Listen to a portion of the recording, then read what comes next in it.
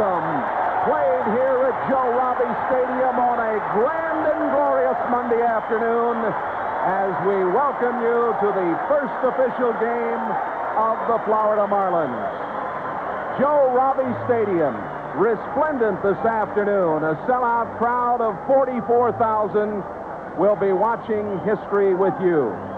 We're happy to have you with us. Hello again, everybody. Jay Randolph alongside Gary Carter. Been a lot of hoopla leading up to this.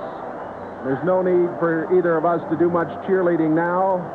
Rene Latchman has his Marlins ready to go, and Latchman charged, of course, with bringing this team to fruition. His 25 players on the field today. He is ready to go. He is ready to go, Jay. We are ready to go. I think all the fans have been anticipating this for some time. They are thrilled and excited, so we are looking forward to the opening of the 93 season right here. And, of course, Rene Latchman's team will be starting Charlie Hough today. We'll be getting Orel Hershiser for the Dodgers, and a bit of a surprise, Scott Pose in center field. Well, Rene Latchman set the precedent. He went ahead and made Scott Pose his starting center fielder. We're looking for big things out of Scott Pose. He had a tremendous spring, and I think we're looking for some big things out of Charlie Hough today as well. The marvelous wonder at age 45. And the field is in marvelous shape. We had the rains of late last night and early this morning, but boy, oh boy, what a day for baseball. And you can bet a fella who is always excited to play is Tommy Lasorda. He's the Pied Piper of the game. He is the Pied Piper. He bleeds that Dodger blue. He's been around for a long time. So there he is right there talking, I believe, Chris Berman. And Tommy is he is something else when it comes to politicking. His starting pitcher today is Orel Hershiser. Hershiser had a great year in '88, coming back from the very radical surgery. And Orel Hershiser, you can bet one thing, there's not a finer competitor in the game. No, there really isn't, Jay. He is some kind of tough because coming off a career-threatening surgery like he had, and to be able to come back and have that kind of velocity again is tremendous. Joe DiMaggio, the Yankee Clipper, throwing out the first ball. Benito Santiago taking it. And what a moment it is for Wayne Huizinga, as you saw him congratulate Joe DiMaggio. Joe D here to throw out the first ball today. He was the late Carl Barger's favorite player, and I guess it's really an emblematic meaning that Joe D be here today. Definitely so, and it's very appropriate now that they have retired the number 5 in honor of Carl Barger, of course, obviously symbolic of Joe DiMaggio and the great career that he had, but it's just nice to see him be here for today's opening day ceremonies. A few moments ago, they retired the number 5. Carl Barger had a uniform made for himself, and it had number 5 on it, and it will forever be retired in the late Carl Barger's name. The man who meant so much to this team and, of course, who passed away before he could see them play their first game. Today, Charlie Hough, graduate of Hialeah High School, 45 years of age, will be on the mound throwing that knuckler. Well, I think he's going to do a great job. He was talking earlier about the butterflies. This is his 7th opening day start, and he has a good record, 3-1 overall with a 2.88 ERA, so I believe that he's going to have a real neat day today, and I know Carl Barger is smiling down upon us today as well. We are happy to have you with us for this first game of Major League Baseball for the Florida Marlins. We'll return to Joe Robbie Stadium right after this.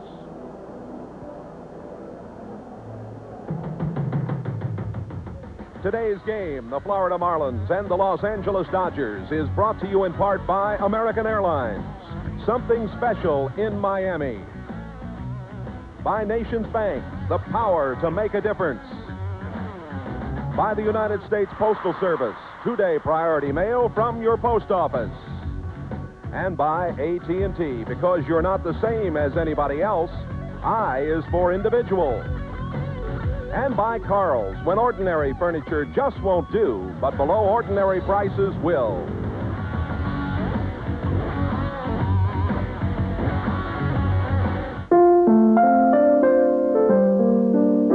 Philadelphia claims that her town ball was the origin. New York claims their Washington club was the first exponent of the actual game. While we don't appreciate what happened 160 years ago, we do know this. It's a whole new game in South Florida. And the Carl's family of dedicated women and men who provide the best furniture and design every day will be cheering the Marlins every game. Play ball.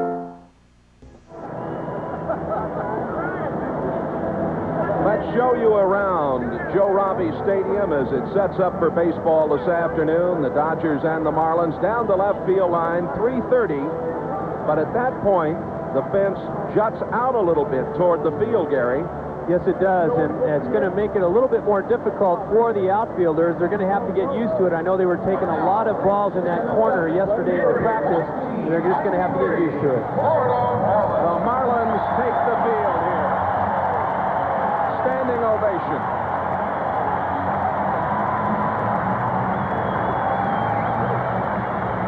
Our umpires, the veteran Frank Pulley, will be at home plate. Joe West at first. Charlie Williams at second. Gary Darling is at third. And time now to bring you the lineups as you look at Renee Latchman. Brought to you by American Airlines with service to cities throughout the United States. Offerman, Butler. Strawberry bats third today. Davis fourth. Wallach will be at third. The talented young first baseman Karras. Mike Piazza doing the catching. Jody Reed is at second, and Orel Hershiser on the hill. And the defense with Conine, Pose, and Felix, Maggott and White, Barbary, Estrada, and a battery of Charlie Hough and Benito Santiago. And there he is, born in Honolulu, grew up in Hialeah, 6'2", 190. I love Dave Barry's article in the Herald's Tropics section yesterday when he said Charlie Hough looks like your Uncle Warren. And everybody has an Uncle Warren, I guess. Yes, they do. And Charlie Hough is one of the most likable guys that you can ever play for and with. And it's just nice to see him get the nod here today. After the rains of this morning and the storm that went through South Florida, it is baseball perfect. 81 degrees, light winds, relatively low humidity, and we can about wipe that 20% chance of rain out, I think, unless something's out there we don't know anything about. Just some white fleecy clouds overhead, the playing field in magnificent shape. You see that portions of the stadium have been covered to make it a more intimate atmosphere for Major League Baseball. Well, they played that song here a little while ago, a new song dedicated to Carl Barger, Carry the Dream, retired as number 5. It has been Wayne Huizinga's dream. It was the late Carl Barger's passion. The Marlins, Major League Baseball for Florida. They embark on baseball history today. Here's Offerman and the first pitch from Charlie Hough.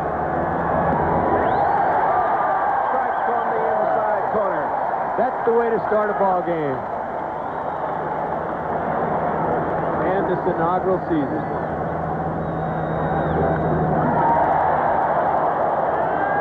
Offerman, a switch hitter, 24 years old. A lot of errors last season, 42. Never really been able to position himself well in the field. They hope they've worked with him this spring.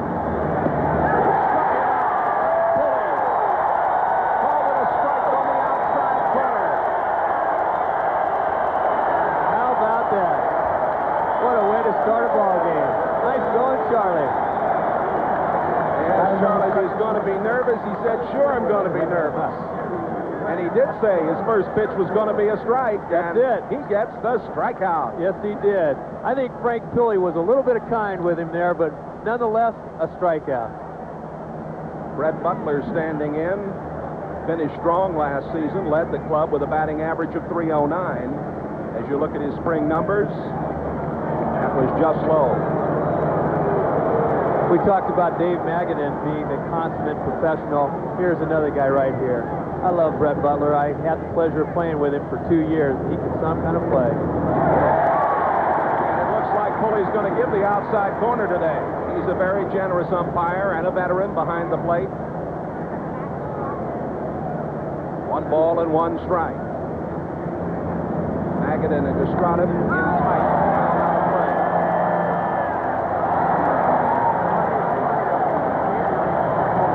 And there's the first of a lot of souvenirs over the years, I'm sure. The Hall of Fame may be calling that fan right there.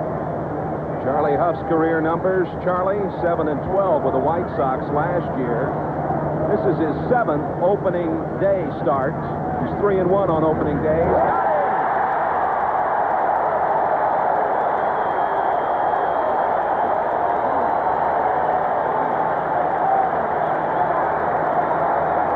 Hough has struck out Offerman and Butler. Fielder, number 44. Once again, using that knuckleball. Right here. The ball just came back. You cannot give up on that pitch.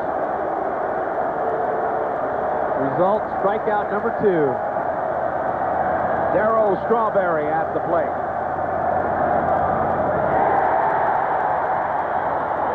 Strawberry batted only .197 during the spring. Played in just 43 games last year because of his back problems. They hope for a better year from him this year. That's inside. 1 ball and 1 strike. Strawberry from Los Angeles, 31 years old. 1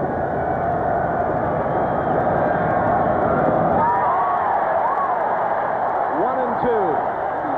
Can he do it? I believe he can.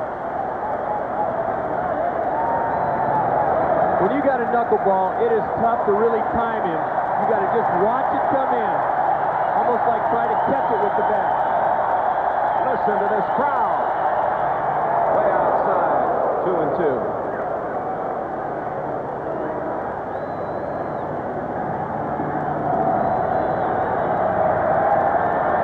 Strawberry's home runs and RBI total, the lowest last year ever in his career. Little number out in front. Hough throws on. They are down 1, 2, 3. After a half inning of play at Joe Robbie. No score.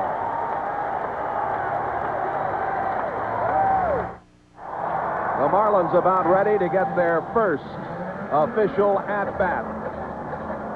And American Airlines, with service throughout the U.S., Europe, Latin America, the Caribbean, and Mexico, brings you the lineup. Pose leads it off. Barbary, the second baseman. Felix.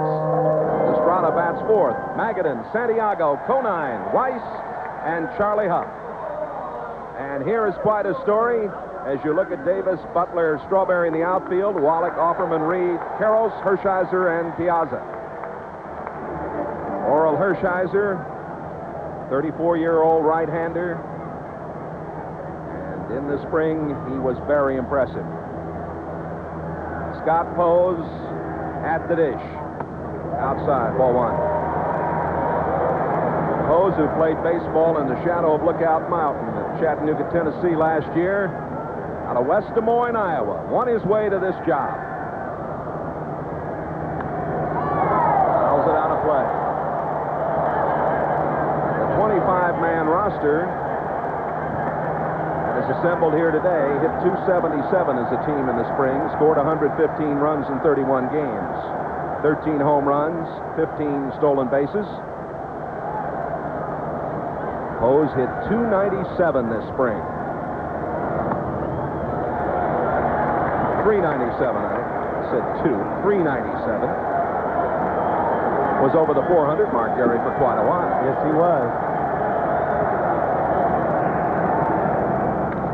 Hit on the ground. Jody Reed throws on and safe. Ball bobbled. It's going to be a close play. We'll see how they score it.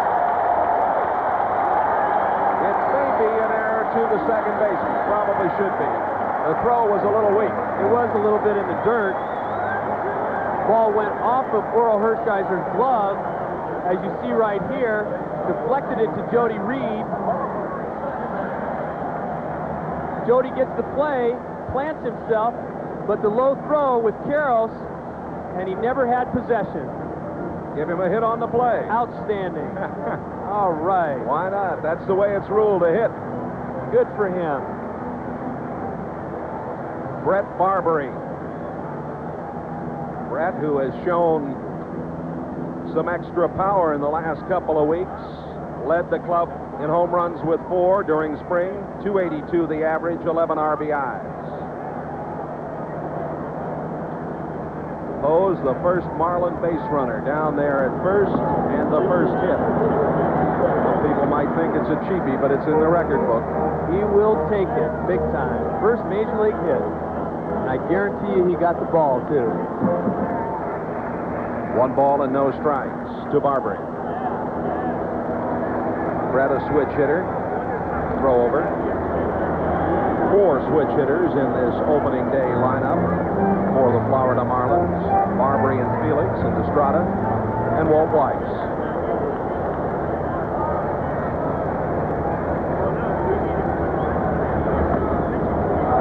Good fastball from Hershiser. The thing I've seen from Orel right away here is that he's established his fastball, and he's got a lot better velocity than I've seen in a couple of years. Well, he's had to work on a different style of pitching since the injury. Born in Buffalo, New York, grew up in Cherry Hill, New Jersey.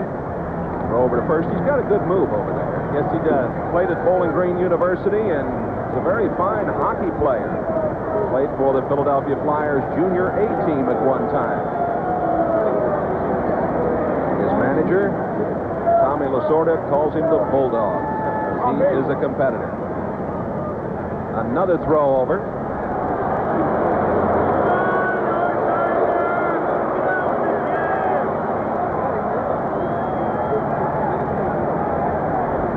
Same 2 teams here tomorrow evening at 7:30.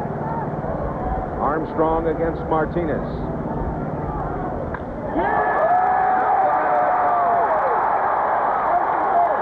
Pose holds on at second. Barbary with a hard hit ball through the middle. 2 on, none out here in the opening inning. Outstanding Brett Barbary. This is what they have to do to get to him early. Jump right on top of him. Pose with the initial hit. Brett Barbary coming through with hit number 2. Looked like a little sinker away, but he stays right on and drives it up the middle past Offerman. Just some real good hitting. They have changed the scoring on that Scott Pose ball to second base. They have ruled it an error. Oh, that's too bad. He'll get a lot more hits, though. If you're scoring with us, error 4, Pose reaching. Now Barbary with the first hit for the Marlins. Here's Junior Felix. Had a very nice spring, batted .304.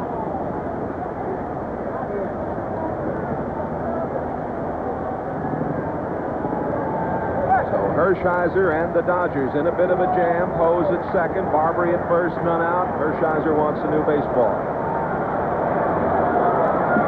See, Orel will do that from time to time to set the tempo down just a little bit.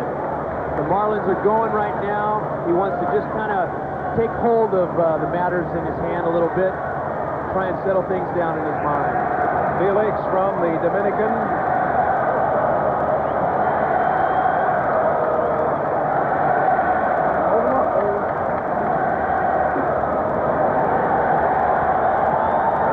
Taking a lot of time looking into the young catcher Piazza. Just outside.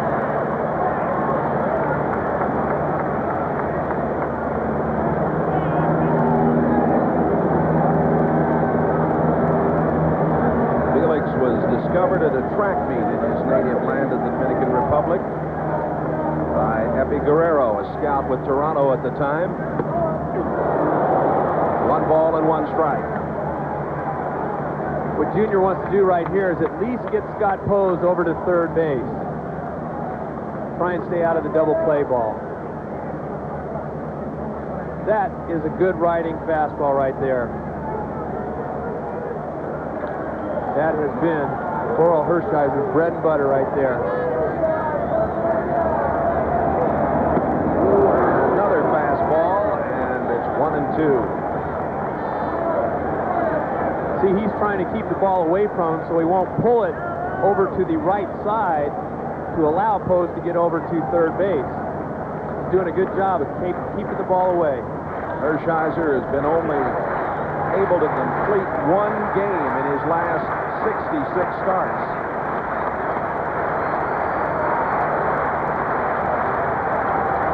The 1-2 is coming. Outside 2-2. Hershiser, of course, coming back from that revolutionary shoulder surgery in 90. In 88, the marvelous National League Championship Series and was the World Series MVP for the Dodgers. He definitely single-handedly beat our Mets. He was something. Yes, he was. And then again, the same in the World Series. 2 on, none out. Felix steps out of there. He felt Hershiser was taking a little long. The wheels are already turning. Yes, they are. Hershiser will do that to try and distract the hitter from time to time. Take that much time until you get a little bit impatient. Strikeout, and a big strikeout it was as Hershiser took something off of that. You see Felix say something to Destrada. That's what makes Hershiser so tough. He stayed away, and then comes with that good curveball right there to strike Felix out.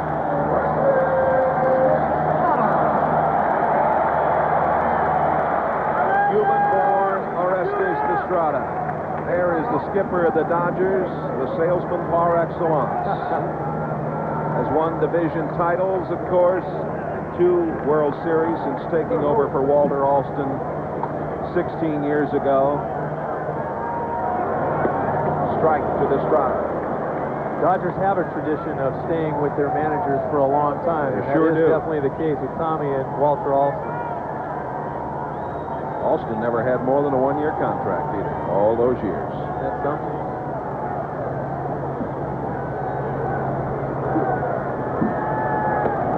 Strike on the outside corner, and Hershiser's out in front 0-2. It would be disappointing to come away with nothing right here, especially getting those first 2 guys on. But there again, Hershiser coming in with a good breaking ball on the outside part of the plate. Orestes signed as a free agent through the 94 season.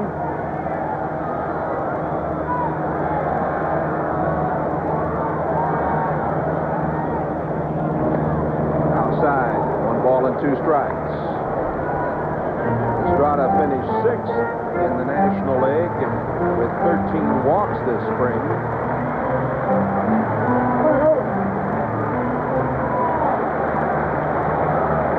He's actually got a good eye at the plate. He is going to strike out quite a bit, but yet they're looking for him to drive in the runs and hit the home runs. Just low, they asked for Gary Darling, the third base umpire, to rule. He says no, he didn't go around. It's 2-2.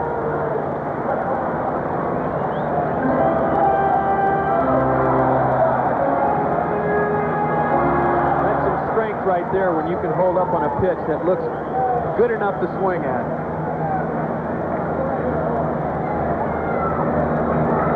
The Big O stands in there with a 2-2 count, 2 on, 1 out. He got him. Strikeout number 2. So after Post reached on the error and Harbury singled up the middle, Hershiser's come back to strike out Felix and Estrada. Looks like Orel has really established that breaking ball here early. He went with the fastball the first couple of hitters and then come back with Felix and Estrada with a lot of breaking stuff. Dave Magadan, 367 this spring.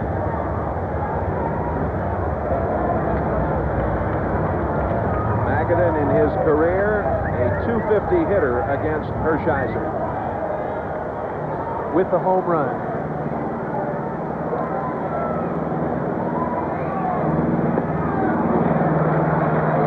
Pitch from Hershiser, settling down. He's a tough customer.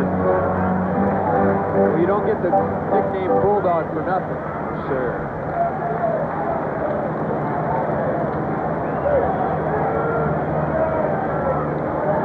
from Tampa.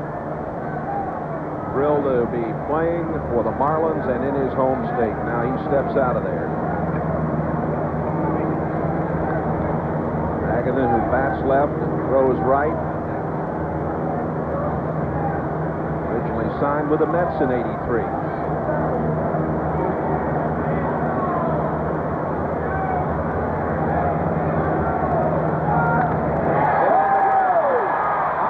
Throws on, and a good job by Hershiser after the first two had reached. At the end of an inning, no score, and Florida Marlins baseball will continue after this from your local station.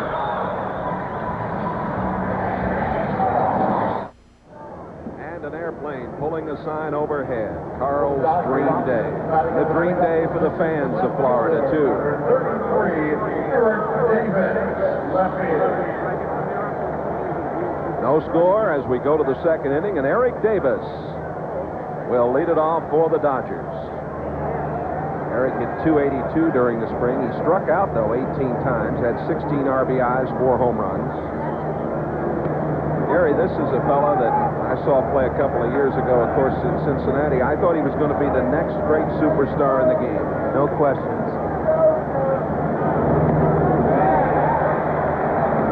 The problem and the tag on him now is these last few years he's been injured a lot. That's right. And there's a shot down the left field line, fair ball into the corner, and it'll be a stand-up double for Eric Davis. He waited on that knuckleball extremely well. Eric Davis, I talked to briefly, said that he is looking for a big year and hoping to just stay healthy. This is what you have to do, almost like catch the knuckleball. See how he waited on it? He just pulled it down the left field line. That's just a good piece of hitting. Conine getting used to that area down there, that left field line as well. Tim Wallach is at the plate. Had a .274 during the spring. They're at second and none out. It's inside. Well, this is a fellow you know a good deal about. He was the Expos starting third baseman since 1982. Well, they messed around with Tim last spring and tried to make Brett Barbary the third baseman and Tim the first baseman, and I think it messed with his head. Foul tip held by Benito Santiago. Santiago's doing a wonderful job of catching that knuckler. Huff really complimented him on how quickly he's learned to handle it. See how Wallach was trying to go to right field on that pitch? Knuckleballs are tough to go the other way with. 1 ball and 2 strikes. Wallach's 35 years old now. Hit .223 for the Expos. Traded to the Dodgers for Tim Barker on Christmas Eve, '92.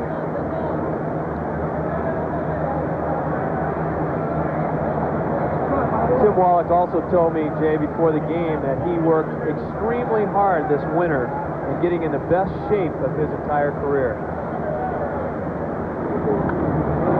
To right field, coming on, and rolling that ball out there and dropping it. Felix going for third. And the play there, and Eric Davis is out.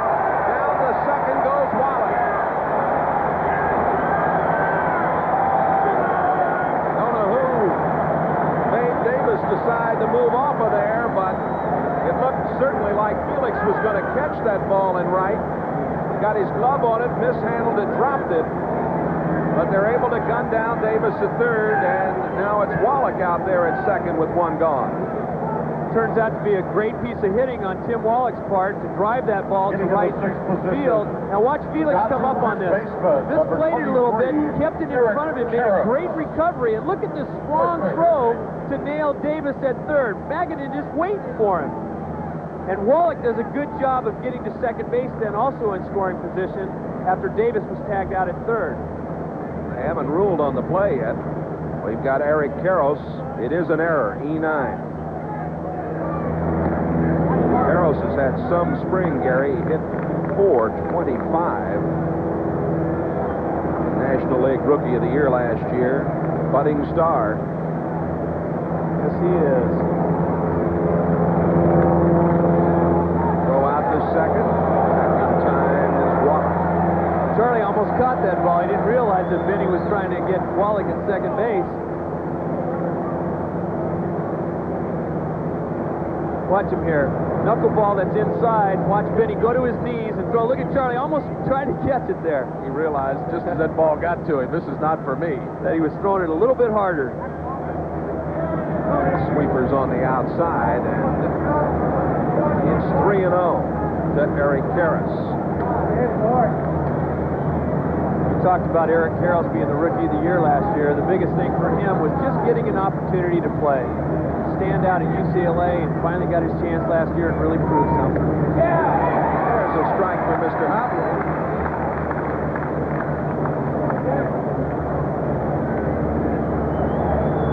Cannot take Charlie for granted.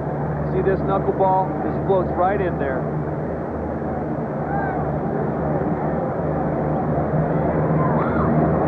Popped up. Magadan ranging over, but he won't have a play. Way back up in the stands, and it'll be 3-2. I think that's the main reason why knuckleball pitchers are able to pitch for such a great length of time in their careers. Phil Niekro, Hoyt Wilhelm, prime examples, because it doesn't put a lot of stress on your arm.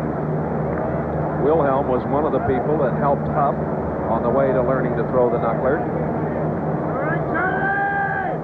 Tommy Lasorda also helped him. It was Gordy Holt, the Dodger scout, that helped him more than anybody else. The walk is the first given up by Hough. Puts runners at first and second with one out. That looked like a pretty close pitch right there. It tipped down at the end and got away from Benny. And sometimes an umpire will call a ball on this just because you drop it. A lot of the time they don't like balls to be dropped. They feel that all strikes should be caught. Frank Pulley behind the plate, calling the balls and strikes. Mike Piazza, Lasorda's godson, takes a strike. He's from Norristown, Pennsylvania, Tom Lasorda's hometown. Lasorda's known his family for years. This fella played 1 year at Miami-Dade North Community College. And they're very high on him. Down to Magadan. 1 and 2. The double play erases the rally. An inning and a half by the boards. No score.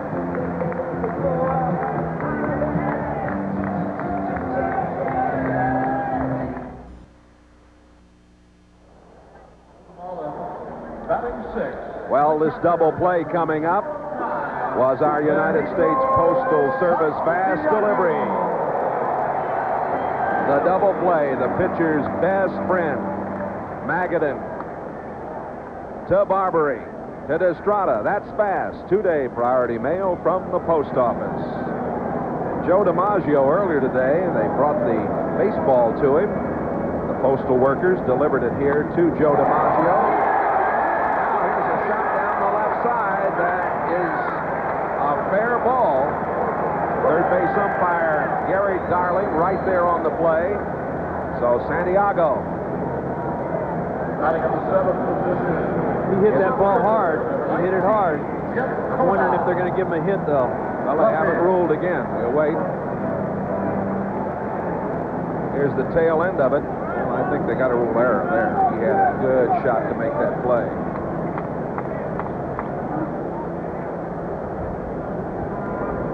Well, nothing has been put up yet.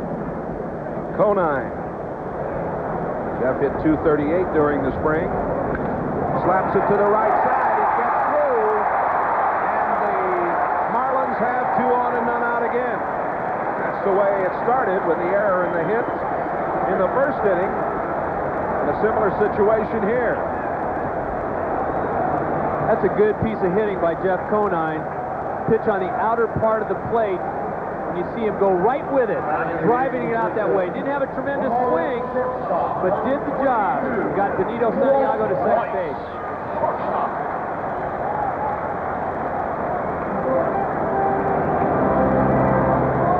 Walt Weiss batted .263, the switch hitter.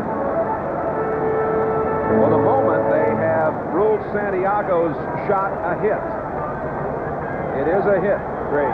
Down the left side. That's subject to change. Like the first one. Right. Walt Weiss now. The veteran fouls it back. Weiss made an inordinate amount of errors during spring training, but I think a lot had to do with the weather and the condition of the fields. Absolutely. Those were some tough fields to play on. Shortstop is always going to get its share of bad bounces, and that's exactly what happened to Walt Weiss during the spring.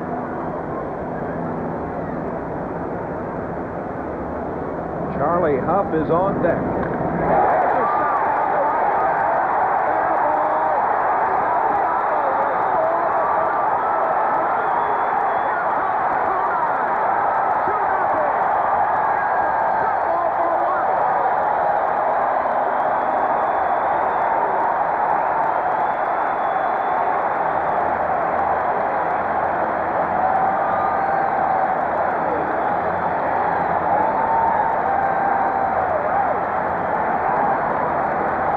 Weiss knows a little bit about Orel Hershiser. He hits this breaking ball. He played against him in the World Series in '88 and drives it down the right field line. Does his job.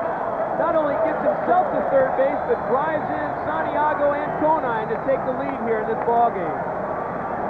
And Charlie Hough would like to help the cause. Charlie hit well this spring. Yes, he did. His mates have given him a 2-0 advantage. Outside for a ball.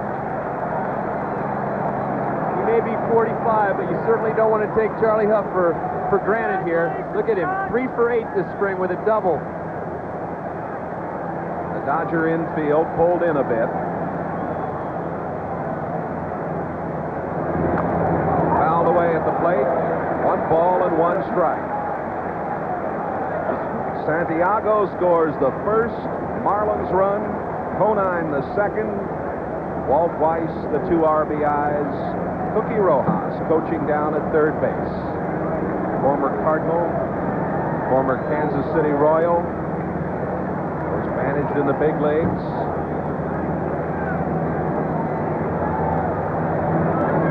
The 1-1 to Charlie. Good pitch on the outside corner.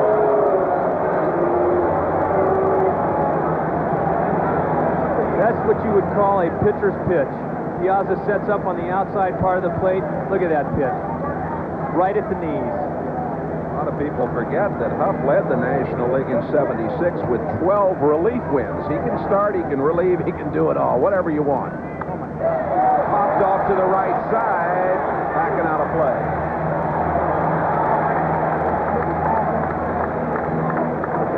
The Marlins, after stranding 2 in the first inning, plate their first runs and lead 2-0 here in the second.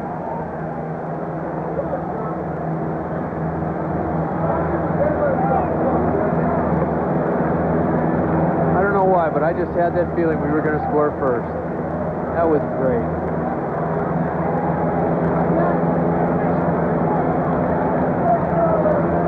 One ball and 2 strikes.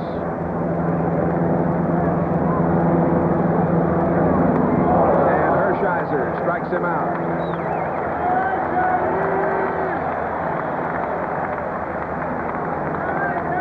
Back to the top of the order, leadoff hitter, center fielder. This is what you call not being fair right here. This is just some kind of nasty breaking ball on Charlie Hough. He said, "Thank you very much. I'll just take my bat and go sit down." You're not supposed to throw a pitcher a pitch like that, are you? Yeah, but Orel... Don't they have a fraternity? They do, but Orel's got a hit, too. That's right. Scott Pose, infield still in tight. Pose batting with 1 out and the runner down at third. Slap through the right side. Now he'll get that baseball. That was clean. No taking that one away from him, and an RBI to boot. Second baseman, number 8. Pose talking there. That's the reason right there, folks, why this man is the starting center fielder for the Marlins. Takes that pitch and drives it past Offerman for a base hit and an RBI. Tremendous hitting. Nice going, Scotty. Barbary singled in the first.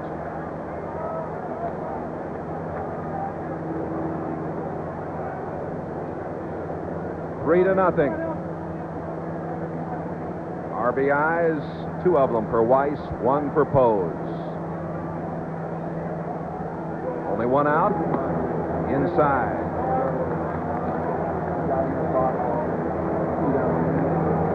The Marlins make some magic early and break on top here in this opener. Here's a look at that marvelous scoreboard that adorns left field. Tell you a little more about that. It's 202 feet long, 31 feet high at its highest point. You hit it over the board anywhere, it's a home run. Off the board in play, stick a ball in the board, ground rule double.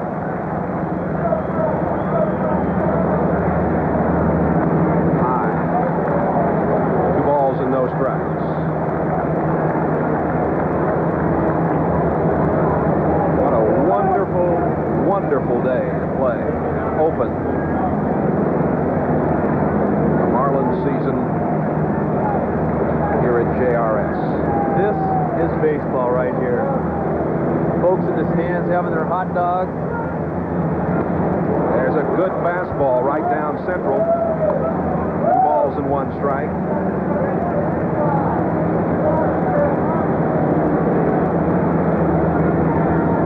Good fastball. He's going to work those corners.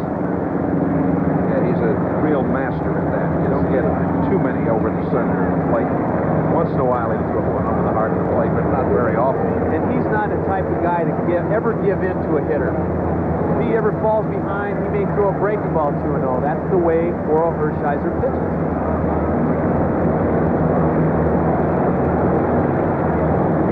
The runner's going. Bobby hits it to right. It's going to be caught, and Pose has got to hurry. Better hurry. He is out of there. A double play. Pose not watching well enough out there and left. The Marlins lead it 3-0. We'll be back after this from your local station. There's only one place to find TV's funniest news team. On Murphy Brown. Weeknights at 7:30 on TV 33. Marlins break on top 3-0. Top of the 3rd inning, Jody Reed. Reed batting .246 during the spring. Hough's first pitch is outside.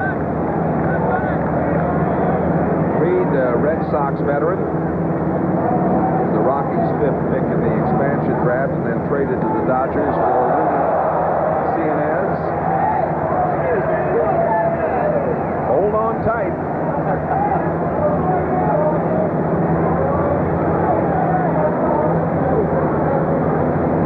April 10th, Tropicana Marlins pennant night at Joe Robbie. The first 15,000 youngsters, 12 and under, through the gate.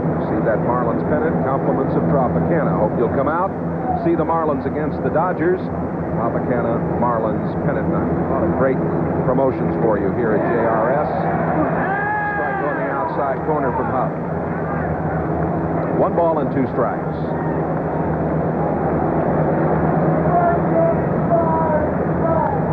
Slap foul. Another reason why they acquired Jody Reed from the Colorado Rockies was to help solidify that infield. They made a major league record of errors last year. They sure did. So they hope that Tim Wallach and Jody Reed will help solidify that infield. And down he goes. That is the 3rd strikeout for the veteran knuckleballer. Here's Hershiser. This what makes Charlie Hough so tough is that knuckleball. Watch the bottom just drop right out of it. No chance.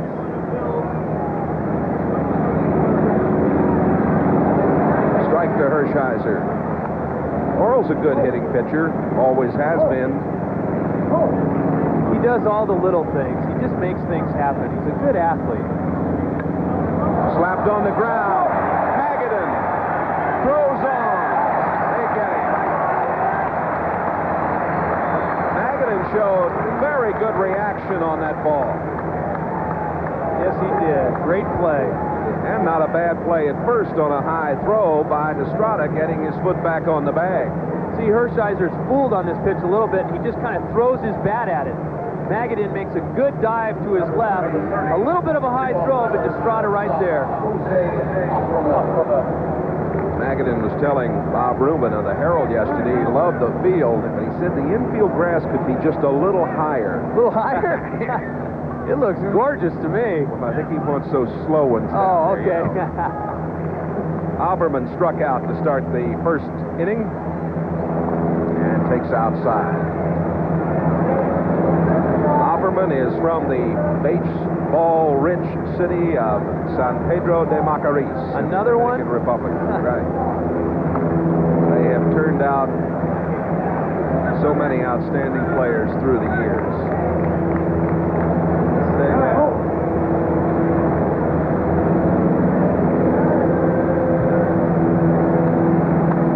That's outside. 3-0.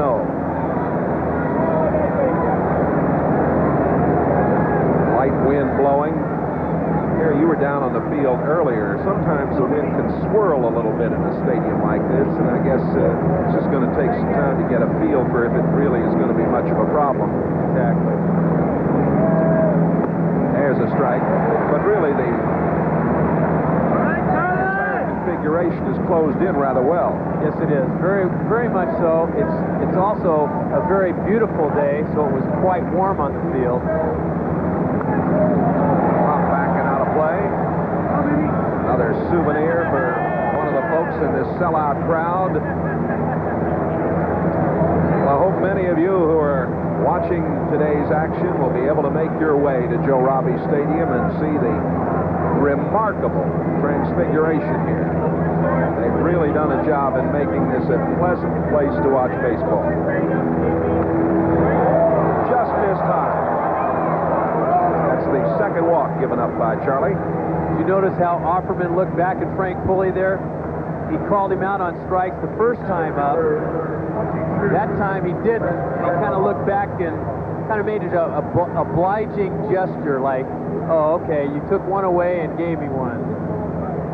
Charlie Hough injured his arm in '69 when he was pitching at Albuquerque, and it's amazing. At the time, he thought maybe his career was finished, and he learned to throw the knuckler. Butler struck out in the first.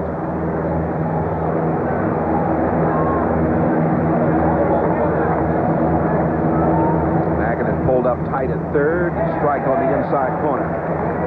When you watch Brett Butler, don't you see a lot of Scott Pose there too? A lot of same mannerisms right there. Certainly hope that Scott Pose can play like this young man right here, Brett Butler.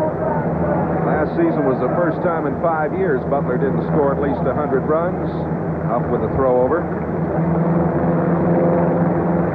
Butler played for the Giants, 4 years in Cleveland, the Braves. Pose out there. They look a lot alike. They really do. Fouled out of play.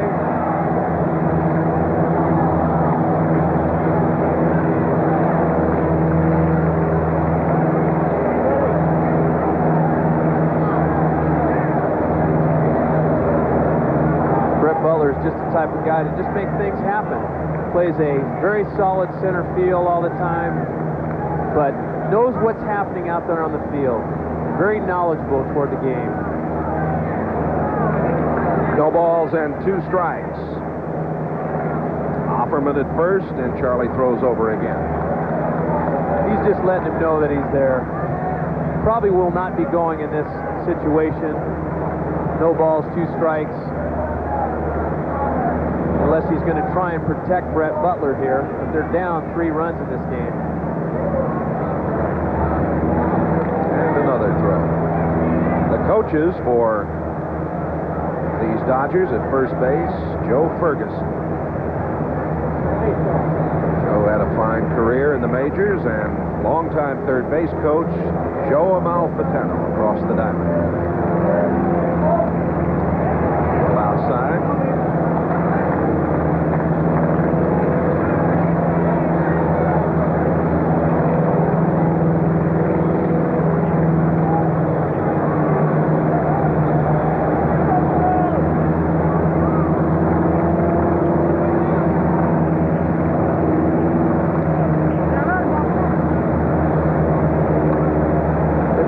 scouting report knowing that at times, and I remember in '91 when I played for Tommy Lasorda, that he will get the runners running 0-2, 1-2, just to make things happen and also to protect the hitter. The 1-2, they pitch out. Nothing shaking. So they must have got the same scouting report. No, I look down there at first, and that's not Joe Ferguson, is it? No, it's Ben Hines. Ben Hines is coaching first base today. Ferguson wears number 13.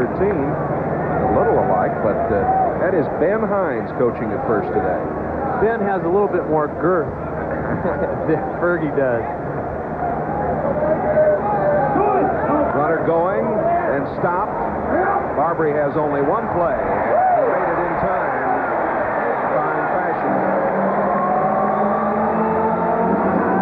So the Marlins continue to lead it here, 3-0, and we'll be back after this from Nations Bank.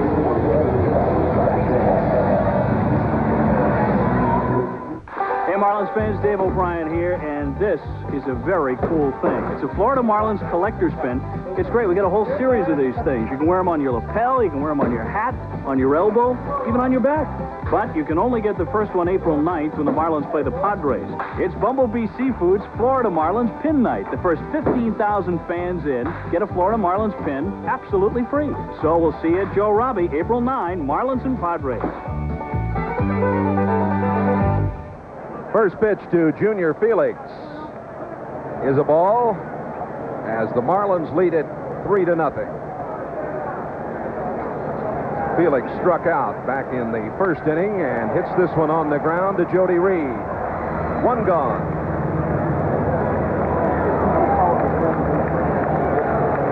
Marlins leading it 3-0. Had a threat in the first inning. Came up with the 3 in the second inning.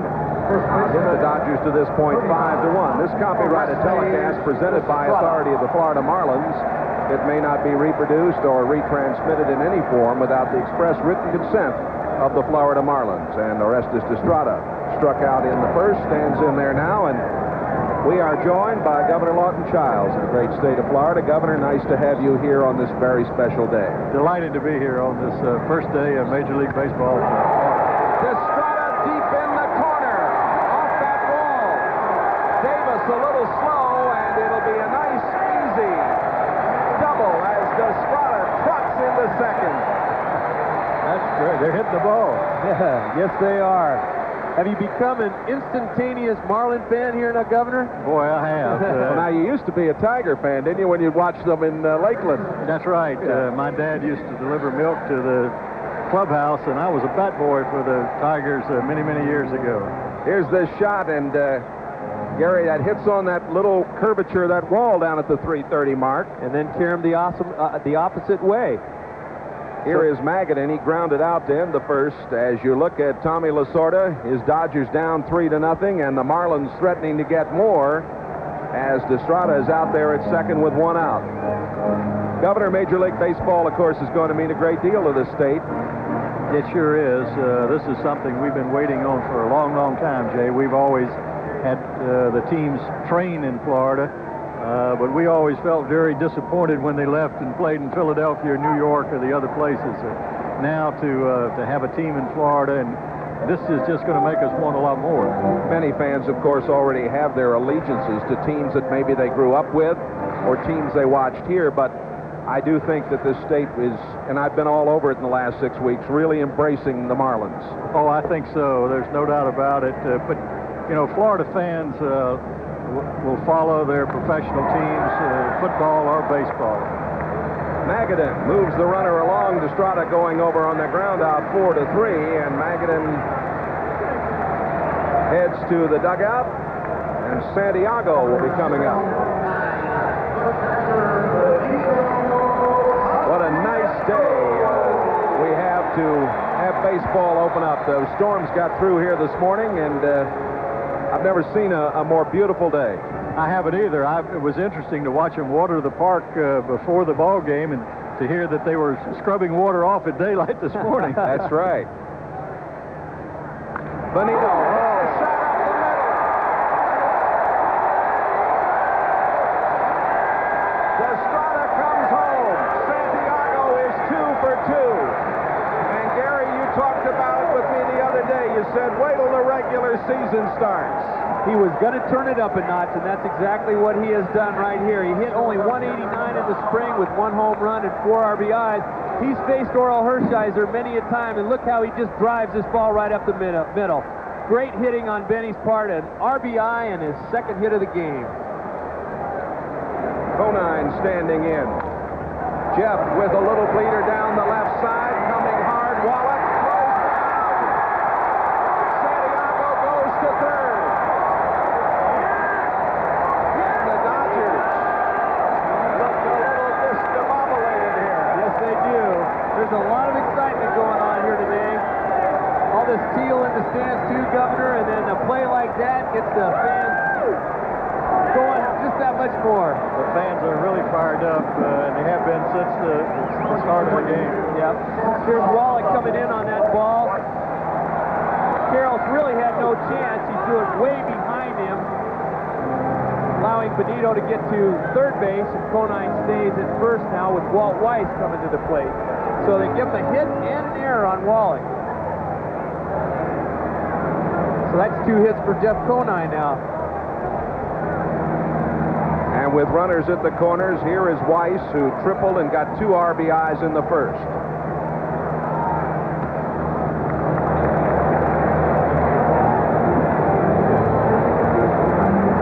You got some teal working in your wardrobe now, Governor? Some teal? Yes, sir. you can bet about that. 4 runs on 8 hits for the Marlins.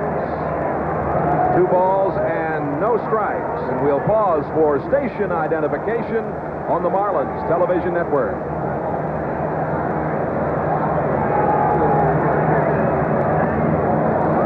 Along with Gary Carter, Jay Randolph sitting in with us, Florida's Governor Lawton Childs here at JRS on this magical afternoon. Here we are again. There you go. Say hello to all the fans out there, Gov. Oh, gosh. We're seeing a heck of a ball game here today. We are.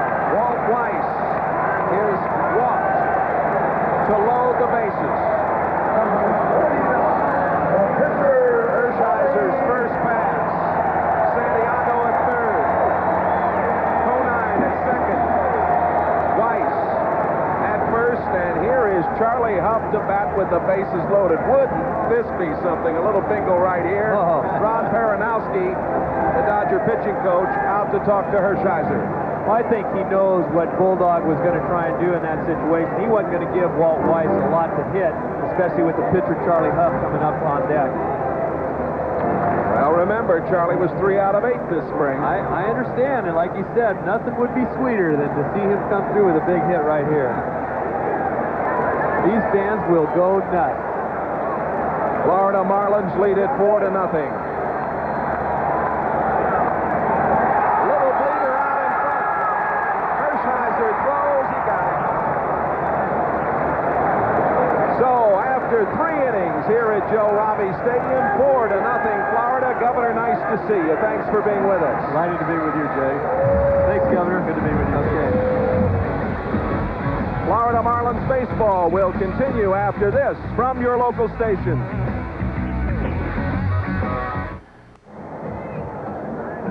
Well, the Chamber of Commerce has got to enjoy this day, huh? Absolutely. It was nice to see Mr. Childs up here as well on a beautiful day here in South Florida. And, of course, Charlie Hough, through 3 innings of work, has thrown 44 pitches, 28 of them strikes, and has thrown 5 of 11 first pitch strikes. He's walked 2 and struck out 3. Darryl Strawberry to lead off the 4th inning.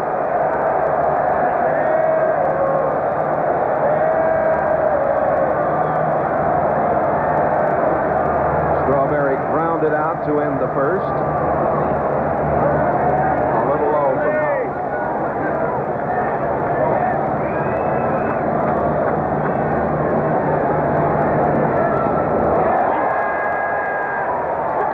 Strawberry, who has throughout his career been vulnerable to high inside heat, will not get any of that from Hough today. 1 ball and 1 strike.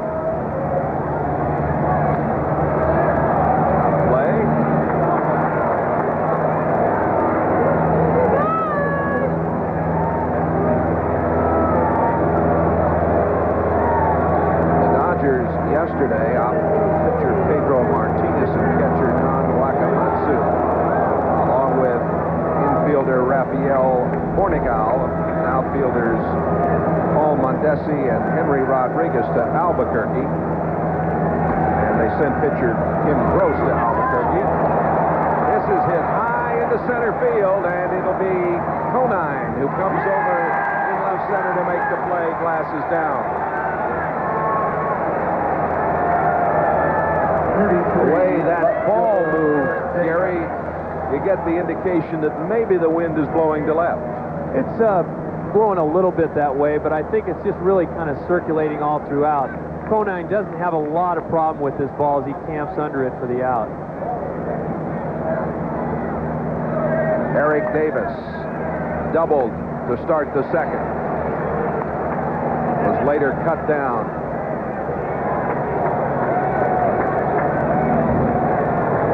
And Wisely went to third on a play that think better of later time, I'm sure, if he had a chance to look back on it. Well, he did the right thing. He went back. He thought Felix caught the ball. Then when he noticed that he had dropped it, he started to go, and Felix just got possession of it right away and just gunned him down. Have to give Felix some credit for a fine throw. That's right. You bet. Today's game is the first of a 7-game road trip for these Dodgers. After this 3-game series, they'll travel to Atlanta for a 4-game set. Out of play. The probable pitchers for the game here tomorrow night, Jack Armstrong and Ramon Martinez. A couple of right-handers. Chris Hammond on Wednesday night for the Marlins against Kevin Gross. Both those games at 7:30. Foul tip held by Santiago. Strikeout number 4. Number 25, baseman Tim Wallach. It is so fun to watch this man pitch and see that floater come in there. Even though he foul-tipped it, stay with him, strike 3.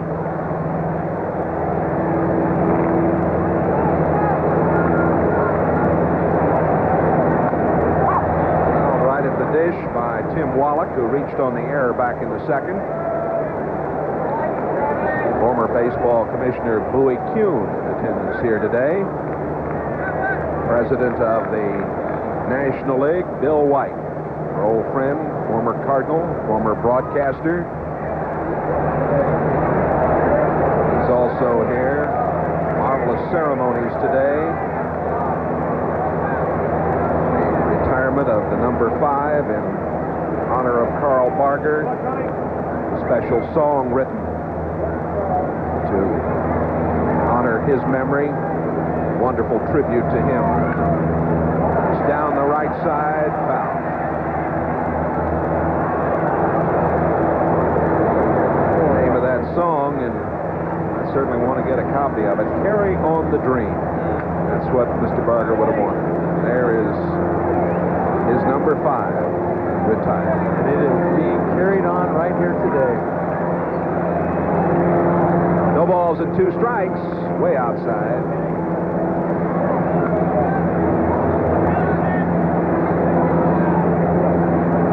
Despite all of his physical problems, Hershiser led the Dodgers in inning pitched in '92. He pitched 210 innings. He comes out there and goes. Dave Magadan across the diamond. Dodgers are down 1-2-3. The Florida Marlins have the lead here, 4-0. Bose, Barbary, and Felix coming up. We'll be back right after this.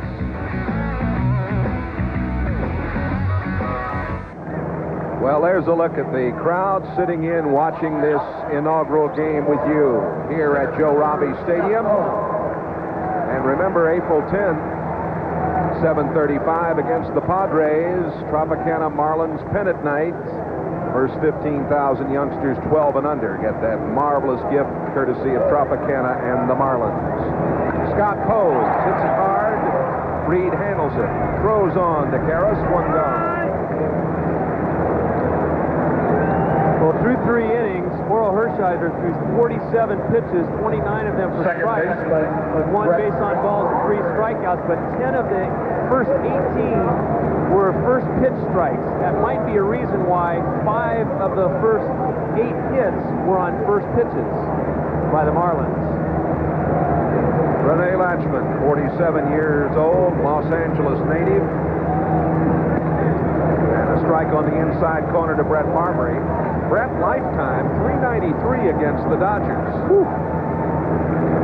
California boy likes to go back home. Singled in the first and was involved in part of that double play that ended the second inning when he flied to left. And Pose was cut down at first base on a fine throw by Eric Davis. 1 ball and 1 strike, 1 out, low to Marbury. Marlins threatened in the first as Pose reached on an error and Marbury singled. Then Hershiser struck out Felix and Estrada and got Maggott into ground out. Another one for Jody Reed. Quickly 2 are gone. In the second inning, in case you're joining us, 3 runs on 4 hits. Big triple by Walt Weiss for 2 RBIs. Pose with a single and an RBI. And the Marlins pick up a run in the third on 3 hits and an error. Felix batting with 2 gone. He's 0 for 2. He struck out and grounded out.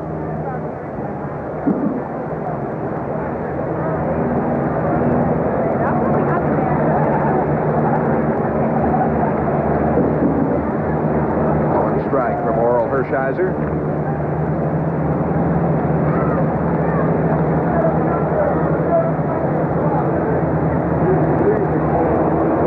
Off of it, and Junior couldn't find it. 0-2. This is what Orel does so well. When he gets into some kind of a groove, he starts changing speeds a lot.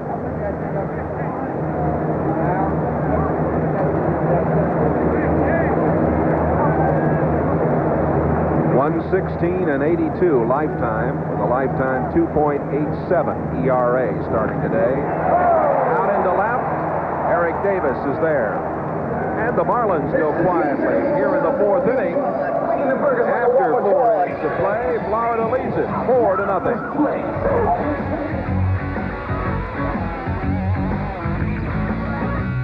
The guy said meet him here and we'd all go to Burger King and get the newest dinner basket. I guess they're a little late. This place. While we're waiting, I'll tell you about the new flame broiled meatloaf sandwich dinner basket. You got your flame broiled meatloaf sandwich, you get a salad, choice of baked potato or fries. It's great, and because I'm a celebrity, they even bring it to my table. I wonder where those guys are. The new meatloaf sandwich. It's your way right away. I love this place. Another message from high in the air. Thanks for a job well done, Wayne.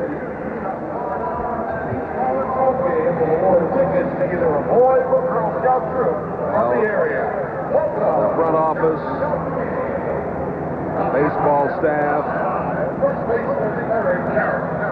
Richard Anderson and all his people who worked so hard on getting the ballpark ready. Alan Sigwart, who is the groundskeeper here. What a job he and his crew have done. Eric Karras walked back in the second, leads it off here in the 5th, 4-0 Florida.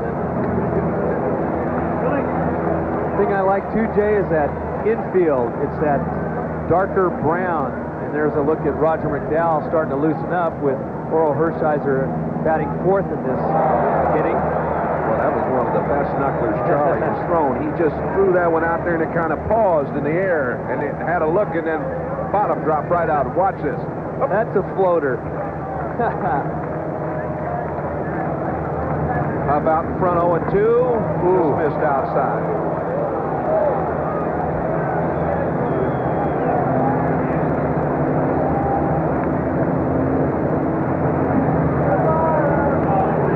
And that's way wide. 2-2. But getting back to that infield dirt, most of the time you see that red clay. This is really a nice, pretty picture to be painted here. It's really big league. Into center field. Pose on the run over his head.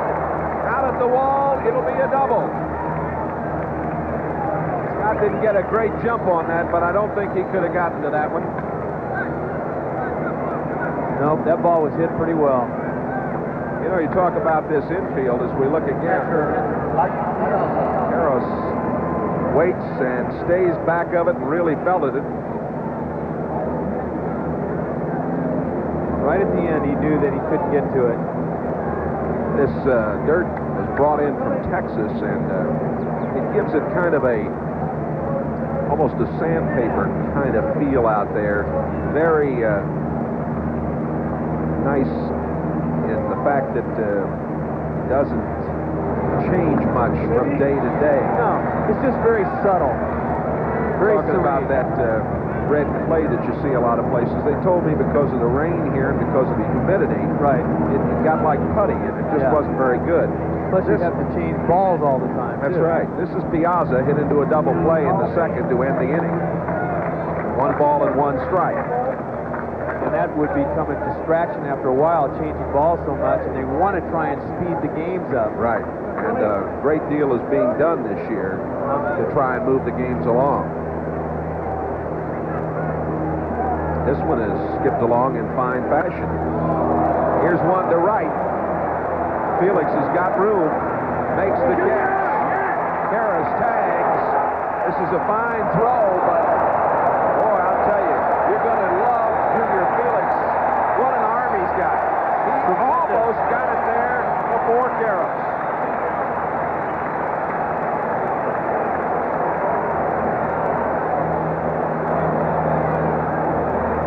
Piazza does his job, driving this ball to right field.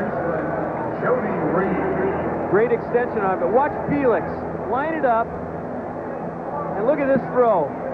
On the money, just getting in there is Eric Karros.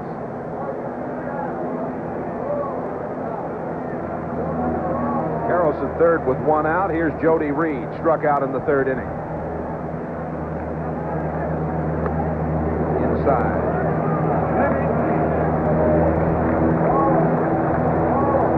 I think a lot is going to depend right here what Jody Reed does, whether or not Orel Hershiser will stay in this ball game.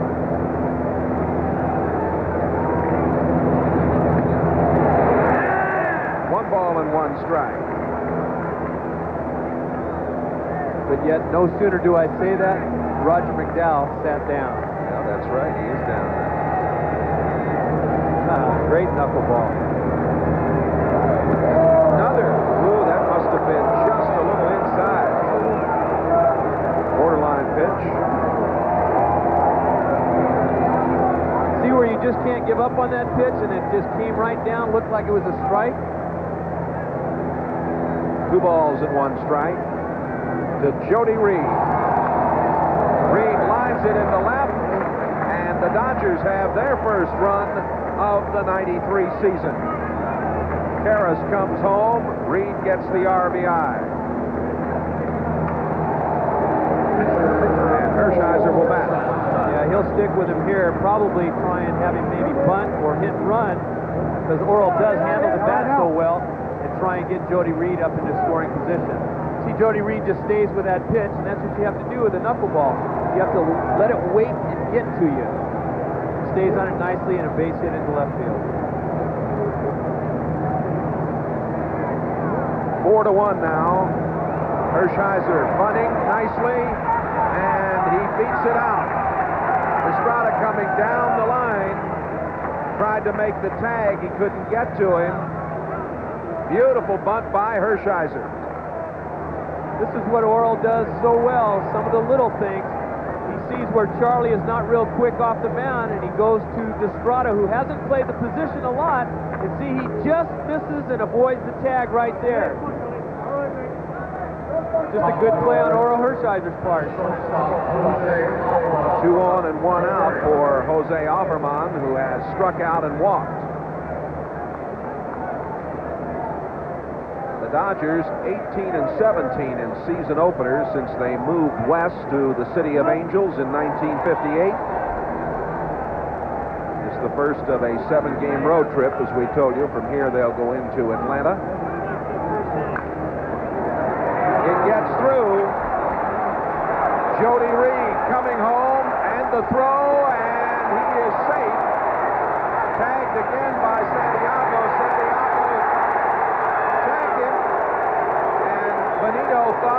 did not touch home plate.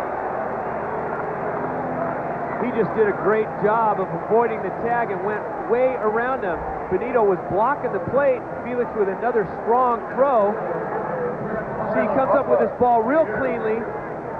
Now watch right here. Benny's in the line, and watch him go around him right there and just get home plate. He did get it.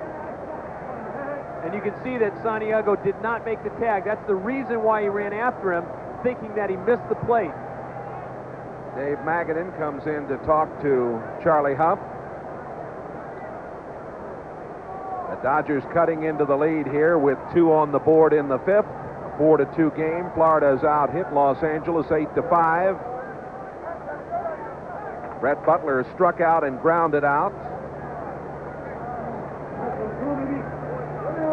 Hershiser at second. Offerman at first.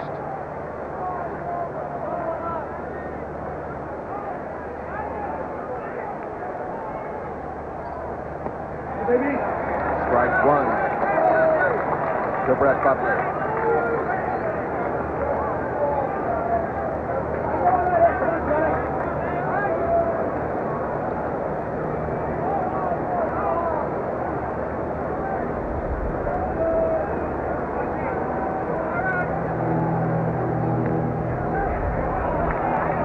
One ball and 1 strike.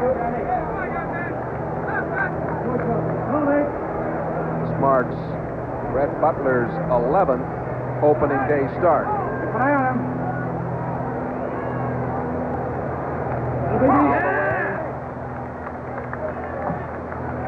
Butler he puts the bat on the ball. He's led the National League in singles the last 3 years. Yeah, he doesn't strike out a whole lot. No National League player has ever done that 4 years in a row, so he's got a chance to set a personal best and a National League best. Into left field. Conine glasses down. Look out. Boy, he found that ball at the last minute out there. It's a tough sun field today. 2 gone.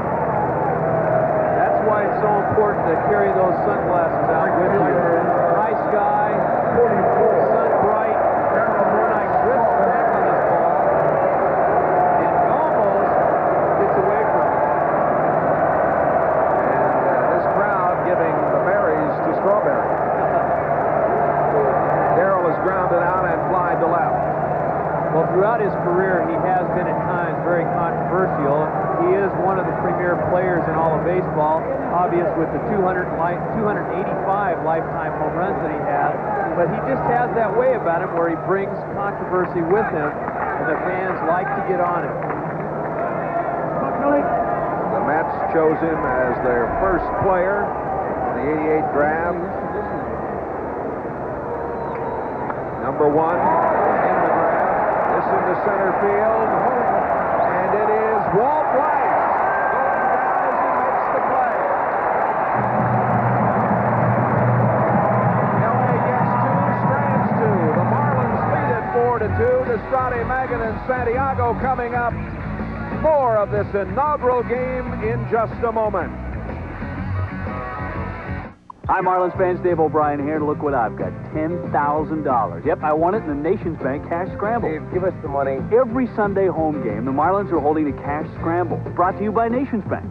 Like April 11th when the Marlins play the Padres. Dave, come on. Plus, on April 11th, the first 15,000 kids get a Marlins fun book, thanks to Nations Bank. Some lucky fan is going to get a shot at $10,000. Man, somebody's going to walk with a lot of dough. Hey, Dave, get back here. And there is Billy, Marlins mascot. Got the beach ball, and the ladies having a little fun here. Marlins leading at 4-2. Orestes Estrada struck out. He doubled and scored in the 3rd. Strike on the outside corner. Always liked Frank Foley as an umpire. He's very definitive. You know what's going on behind the plate.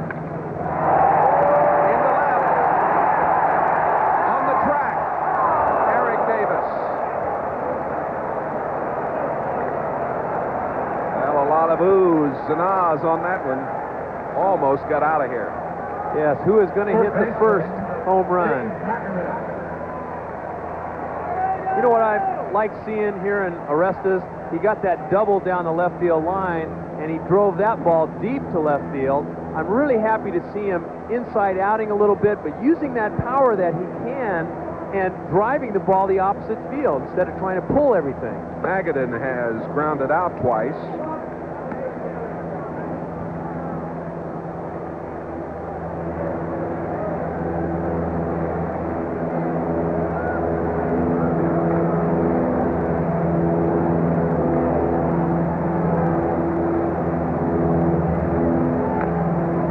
Right out in front, Hershiser throws on, 2 gone.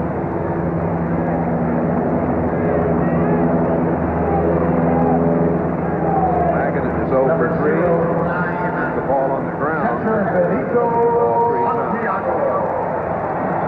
Santiago in the second led off with a single, later scored in the third. He singled and got the RBI.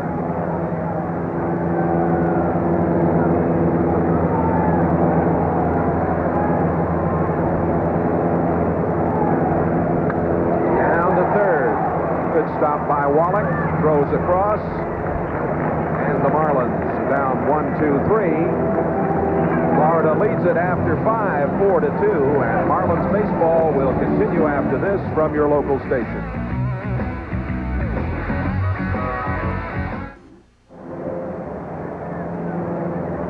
The Florida Marlins leading it here. 4 runs, 8 hits, and 1 error. 2-5-2 for the Dodgers.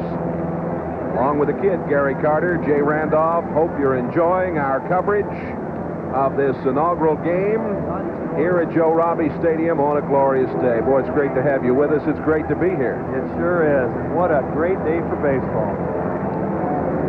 The grounds crew coming out to put the field in shape at this point in the proceedings.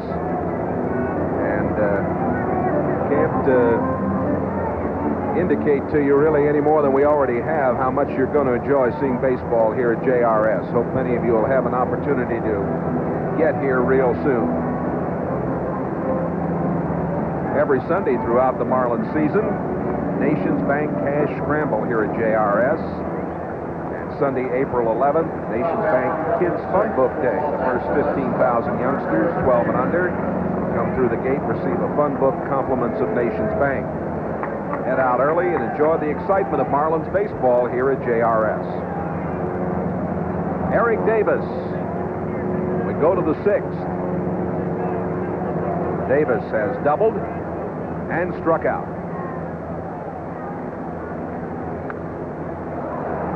High in the sky, back of second, and Walt Weiss again moving out there and making the play, and was able to stay on his feet this time. Happened the last out with Strawberry. That wind is starting to swirl a little bit more here in the stadium. It made that ball drift back a little bit more. You see the flags blowing around here in the stadium, but Walt Weiss stayed with that ball very well.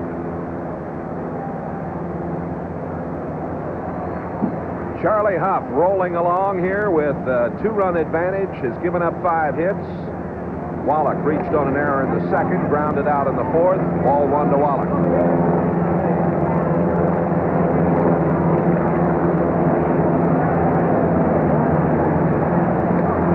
Strike on the inside corner. Wallach was a star at Cal State Fullerton. Turned out some good ones over the years. College Player of the Year that one year. Foul outside of third.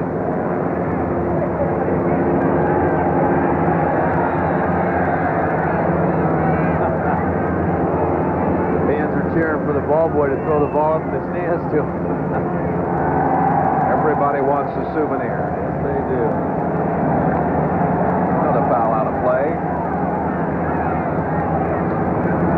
Well, of course, other people are playing on this opening day.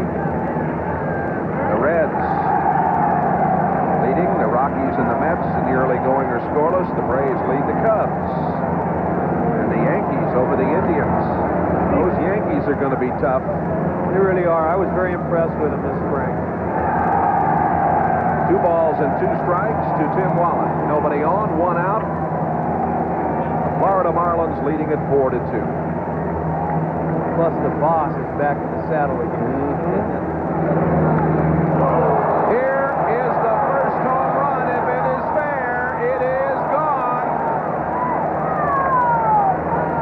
The first home run at Joe Robbie Stadium, Tim Wallach. There was no question about it if it stayed fair. A boomer down the left side off Charlie Hough. Ball landed in the upper deck.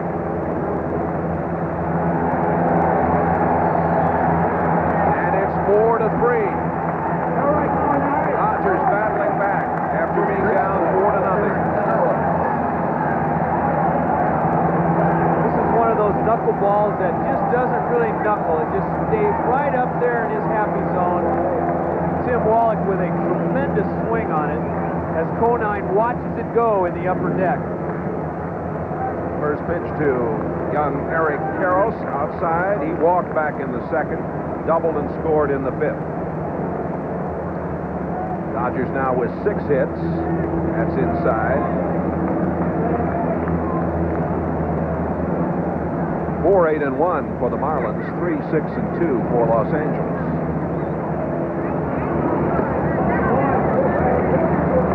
Balls and 1 strike.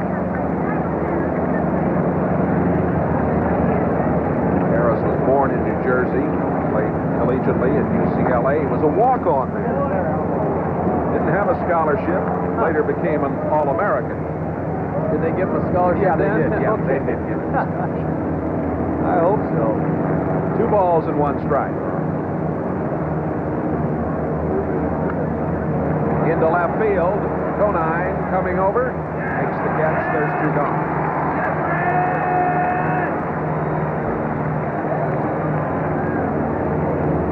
And we'll get another look at Mike Piazza. Piazza hit into a double play in the second and flied to left in the fifth.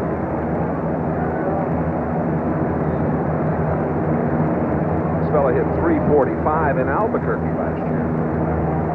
Not only can he hit, he's got some power.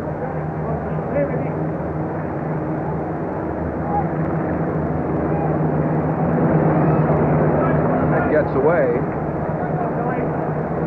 Again, tremendous compliment. Joe Klink loosening up the left-hander for the Marlins. Tremendous compliment to Santiago, the way he has so quickly learned to handle Charlie Hough. He's fouled outside of third. Gary, he's using a little bigger mitt here when he catches Hough, isn't he? Yes, he is. A little bit bigger and a little bit lighter as well. Saw Benny working with a lot of different gloves during the spring, but you see how the padding there is not quite as big as a normal glove. Almost like a first baseman's glove. Yeah, he's not going to get too many burners from Hough. No, no. And Charlie has kind of told him, sit back and just kind of let the ball come to you rather than trying to reach for it.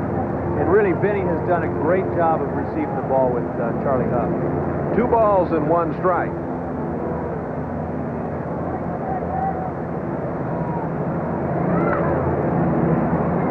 In the hole, Walt Weiss throws on. Nice play. The home run by Tim Wallach has made it a 4-3 game. The Florida Marlins lead it after 5.5 innings. Might see a pinch hitter right here. This stadium, Joe Robbie, sun-filled this afternoon and filled with baseball fans from Florida. This will be the picnic area here. You can come and get yourself a table out there and really have some fun. How nice is that going to be during the summer, during some of the heat? Terrific. Have your lunch or dinner or whatever out there and get a few rays at the same time. Conine is 2 for 2, leading it off in the 6th. Marlins lead it 4-3. Look out. That one got away from Orel. That one got away from him. But these last 2 innings, he threw just 12 pitches, and 11 of them were strikes. Through the game, that was his 60th pitch, and of course, 40 of them have been strikes. That's a 68% of strikes. There's a shot into right, and Conine is 3 for 3.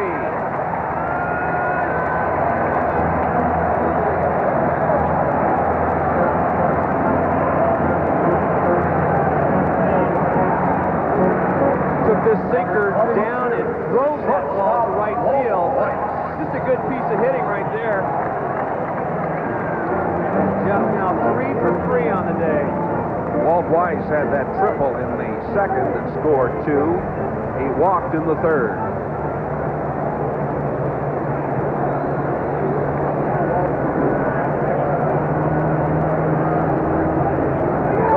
Going. Hit on the ground. A hit and run.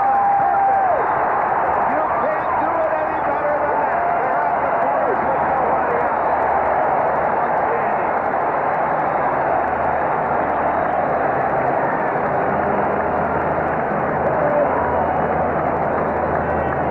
Perfect situation for a hit and run. Conine gets a good lead, takes off, and Weiss perfectly executes the hit and run into right field, just past Jody Reed. Now we have runners on first and third, and I believe a pinch hitter. That's what it looks like. Your attention, please, ladies and gentlemen. Well, Charlie Hough did a great job on the day.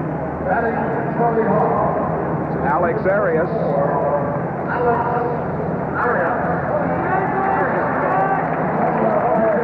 Arias played in 4 infield positions this spring. That also might be it for Orel Hershiser. It might be. They've got a couple of guys heating up very quickly, and Perinoski looking down in the pen, and that will be all.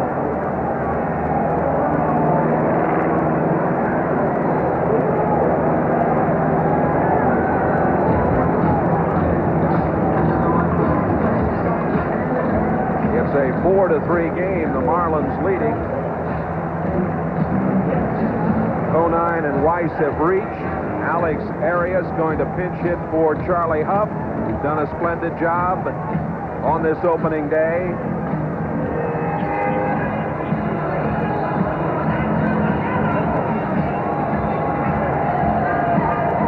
Well, it's right now time for the AT&T call to the bullpen, and Roger McDowell will enter the game for the Dodgers. We'll be back after this AT&T call to the pen. A 4-3 game. The Marlins leading it. Pinch hitting for Charlie Hough, Alex Arias. As you look at the Dodgers skipper, and now you look at the new pitcher, Roger McDowell. Born in Cincinnati, Ohio. See his numbers, the big right-hander, his second season with the Dodgers last year, and a strike on the inside corner, Heat. He had a 6-10 record with a 4.09 ERA, appeared in 65 games, went to Bowling Green University, originally selected by the Mets back in '82. Conine's at third, Weiss across the diamond at first.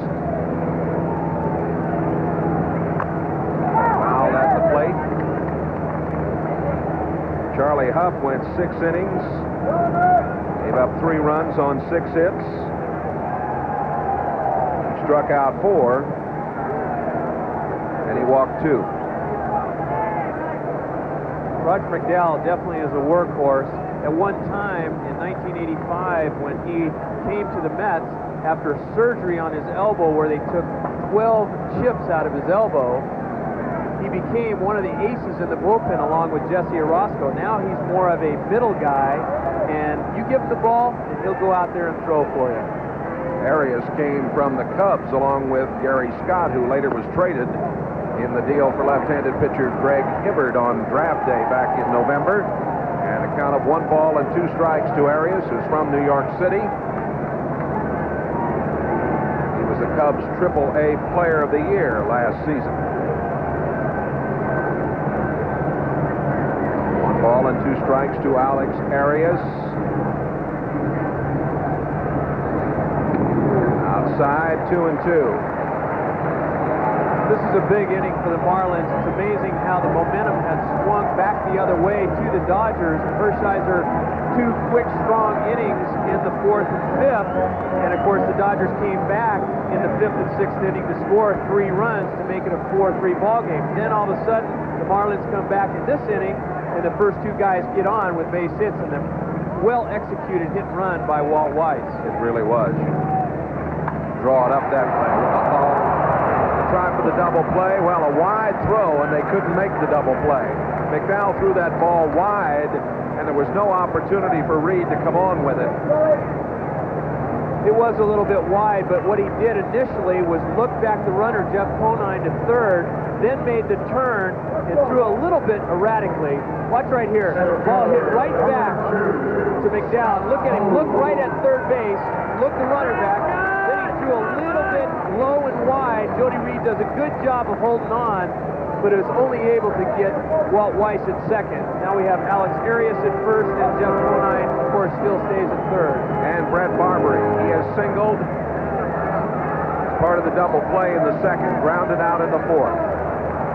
Brett talking the other day about his hitting, of course. He says, I need to hit the ball hard. That's hit hard. Wild throw again.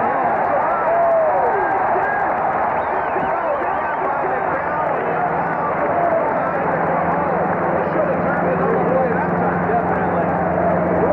There was a situation where he didn't have to be concerned about the runner at third. See this ball hit right back to Roger. He is a great athlete, a great fielding pitcher, but see that throw right there? Offerman had no chance. Arias comes sliding in, but Offerman had no throw. Take a look again. See how he just didn't get himself planted, tried to flip it to Offerman, and then Offie just didn't have any kind of a throw to first base. And the throw over to first.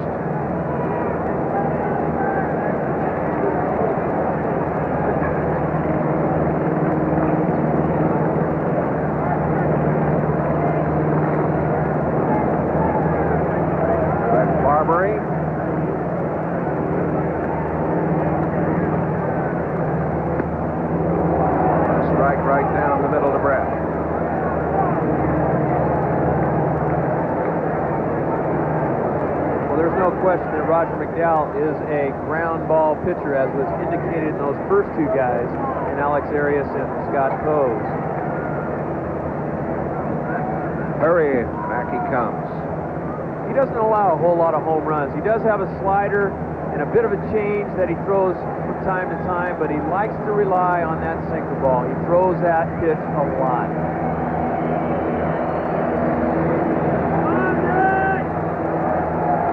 No balls and one strike. And the runner goes out. Coes is cut down at second. It is a 5-3 game after 6, and Florida Marlins baseball will continue after this from your local station. Man, what a gun.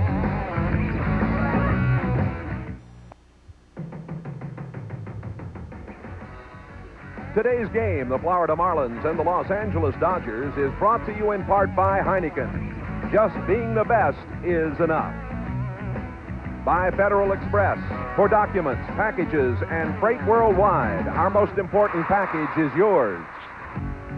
And by Burger King, where you can get it your way, right away. I love this place. And here at Joe Robbie Stadium, 5-3, the Marlins. The new pitcher will be Luis Aquino. Aquino from Puerto Rico, lives here in the Miami area, been reunited here with his brother, and hopes his dad's going to be able to come over and see him pitch. He's had some physical problems, but the word was that he was all right. Had a good outing, his last outing of spring. Faces Jody Reed. What a great job Charlie Hough did on the day. 6 innings pitched, allowed just 6 hits, 3 runs, 3 of them earned, 2 base on balls, and 4 strikeouts. And Aquino comes in and gives up a slashing single to the left side to Jody Reed. Your attention, please. For Los Angeles. And a pinch hitter coming up for L.A. Number 29. That's Lenny Harris. The Dodger pinch hitter.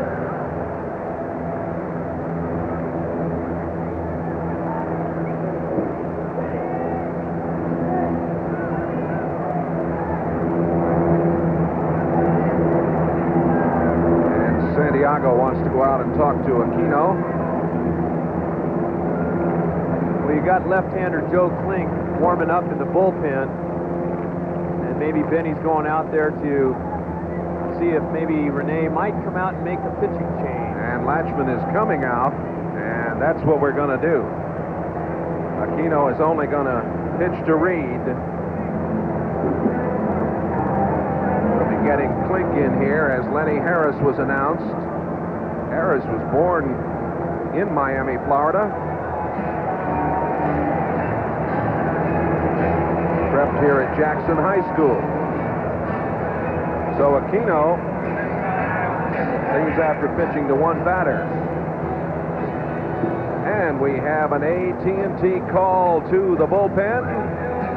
Joe Klink, the left-hander, coming on. And we'll return after this from your local station.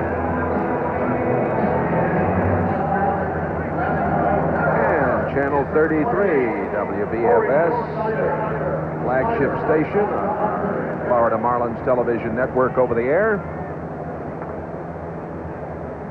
Having a little advertising from high in the air as Joe Klink has come on, and we now have Corey Snyder as the pinch batter. Snyder hit 200 this spring, 2 home runs, 7 RBIs, and 40 at-bats. Klink from Pembroke Pines, swing and a miss. See, that's a situation right there where, and you see the numbers there on Joe Klink this spring, but where Tommy Lasorda decided to use Lenny Harris, where he could have maybe used Mitch Webster, who is a switch hitter, and just turned Mitch around to the right side to face Joe Klink. Klink went to Chaminade in Hollywood, teammate of Bengals coach David Shula, Don Shula's son, and Joe Zagacki, who handled the pregame show here today. Right? 1 ball and 1 strike from Klink against Corey Snyder here in the 7th. Hit on the ground. Weiss just in time at second to Barbary. That's really the only play that he had right there. Slow hit ball in deep short. Weiss made a good job of getting over there, and of course just getting the lead run. Shortstop, Jose Ackerman. Klink turns his ball over a little bit and he keeps it down. And you see where Weiss goes there, makes his plant, and the good throw to Barbary. That's the only play he had right there. No way of getting a double play. Klink had some injuries last season and missed it basically because of the injuries. Had a career high 10 wins at Oakland in '91, and now facing Offerman here with 1 gone and the runner at first.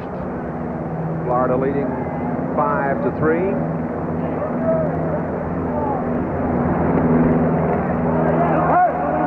For a moment, Corey Snyder thought he might go. I'll tell you one thing that just amazes me is the quickness of Benito Santiago. I don't know when I've ever seen a catcher this quick. He has just got great feet. You see, he was upset that he didn't catch that ball. Corey started to think about going, and look at the play by Barbary, saving that ball going into the outfield for an error. Benito went all last year without a pass ball, and I think he wanted to keep his streak intact. Yeah, I think he'll thank Barbary for that. Definitely. Into center field, Pose going back.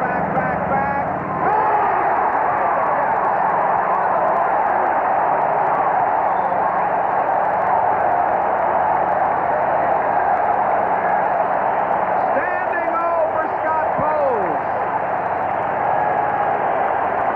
All the way to the track to pull it down. Jose Offerman hit this ball to the deepest part of this ballpark at Joe Robbie. You see Pose going way back to that 434 sign and makes the over-the-shoulder catch. Great play by Scott Pose. Another look at it right here. He stayed right with it. Isn't that awesome? What a dandy play. Brett Butler stands in. He's 0 for 3 on the day. Magadan pulling up tight at third. Strike from Joe Klink.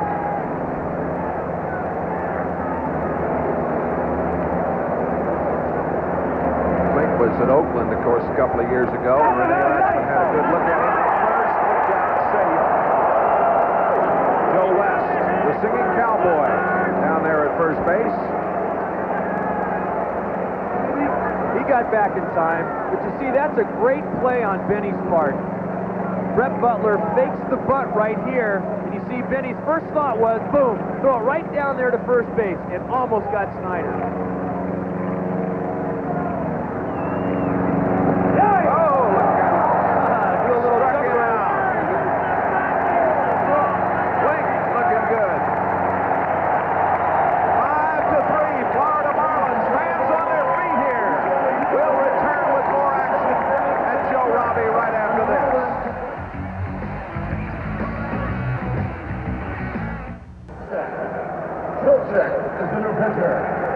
A little cheering going on here at Joe Robbie Stadium. 5-3, the Marlins. We have a new pitcher, Rick Trilicek. He spells it T-R-L-I-C-E-K, and a strike on the outside corner.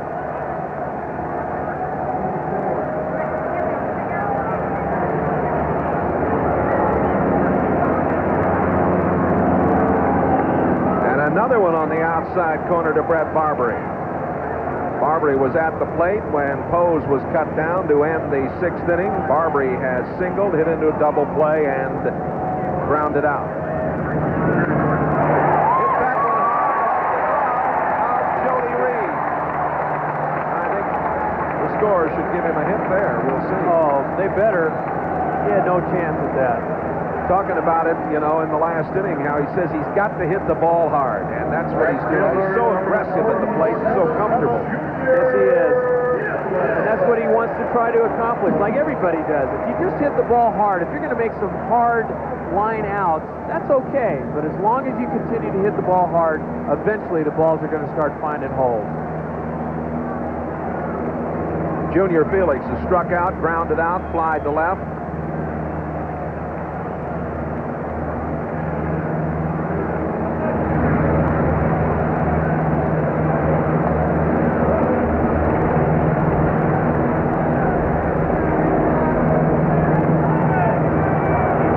Tell you more about this pitcher. He's not in the book. No. He's just on the roster.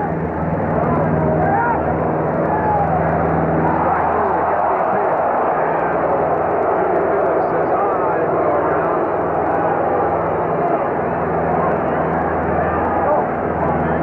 Most of the time, when they appeal, they call it a strike.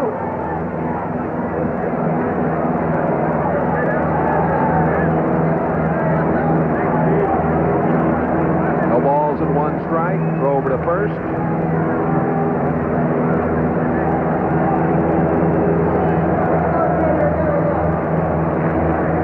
In that last inning, Rene Lachemann had something working with Jeff Conine and Walt Weiss. Maybe he might think about doing something right here again.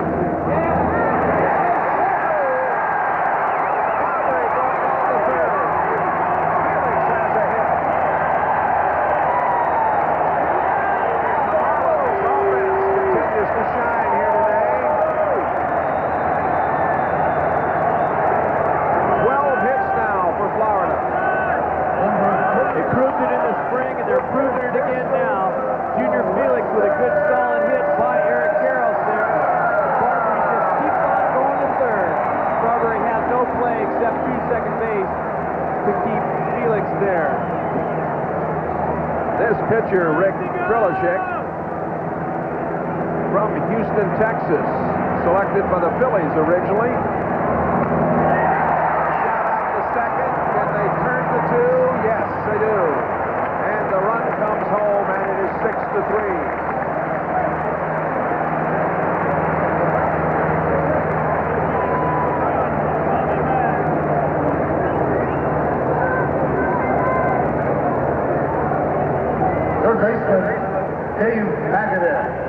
This is just a good sinker that he keeps away, and Estrada tries to pull this one.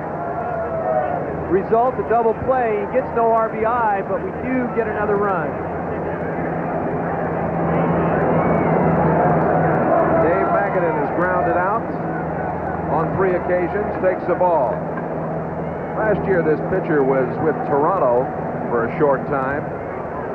2 games. He pitched in 35 games for Syracuse. Was with the Braves at one time. On the DL, Rick Trilicek. Look long enough, you'll find it somewhere. That's what Mark Cressy was doing there, right? Yeah. Looking at his charts. Everybody's chipping in today.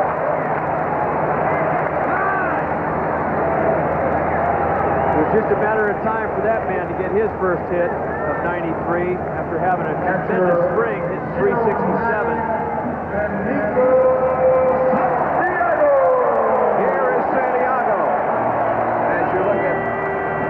Manager of the Dodgers, Tom Lasorda. Here's a shot right up the middle. Just kept everything quiet. Quick hands. Result, base hit. This guy's hit the ball hard all 3 times. Oh, look out. Whoa, over in the Dodger dugout. Everybody okay over there? Tommy Goodwin was play acting like he got hit there. He was wanting a little bit of an Academy Award, and then they said, "Are you all right?" And he said, "Oh, yeah." Lenny Harris saying, "Hey, hold on to the bat. Get a little bit more pine tar or something. This is our domain over here." It's all right, Benny. Go out and get a rope now.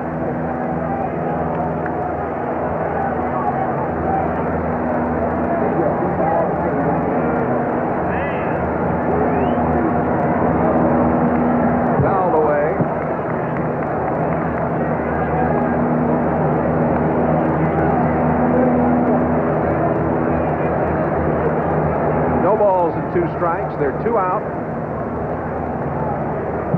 6-13-1 for the Marlins. 3-7-2 for the Dodgers. Benito's still laughing a little bit at losing his bat. Singled and scored in the second. Singled, got the RBI in the third. Grounded out in the fifth. Fouls it away.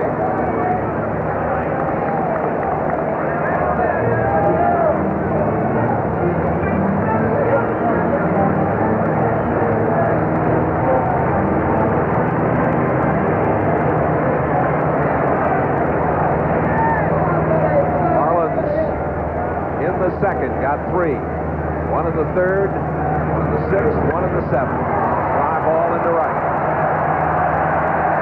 Strawberry makes the catch as they hoot and holler out there. Florida leads it 6-3. And Marlins baseball will continue after this from your local station.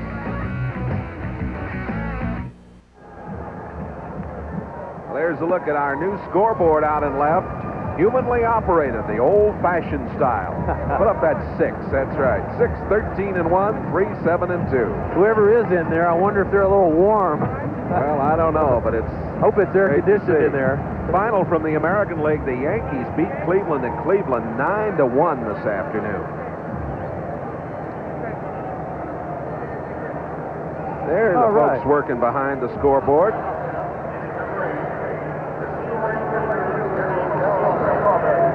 Boston leading Kansas City 3-1. Detroit at Oakland, a night game.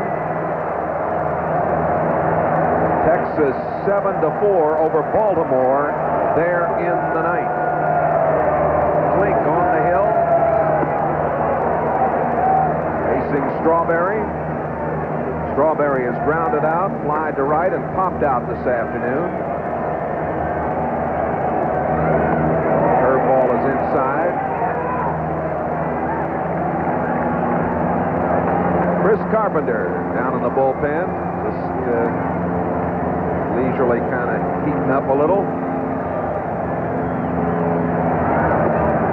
That misses outside, 3-0. Well, it depends on what he does with Strawberry right here, whether or not Chris Carpenter might enter this ball game. Caught the outside corner with a breaking ball. Certainly know that Rene Lachemann is not going to be reluctant to go to his pen at any time.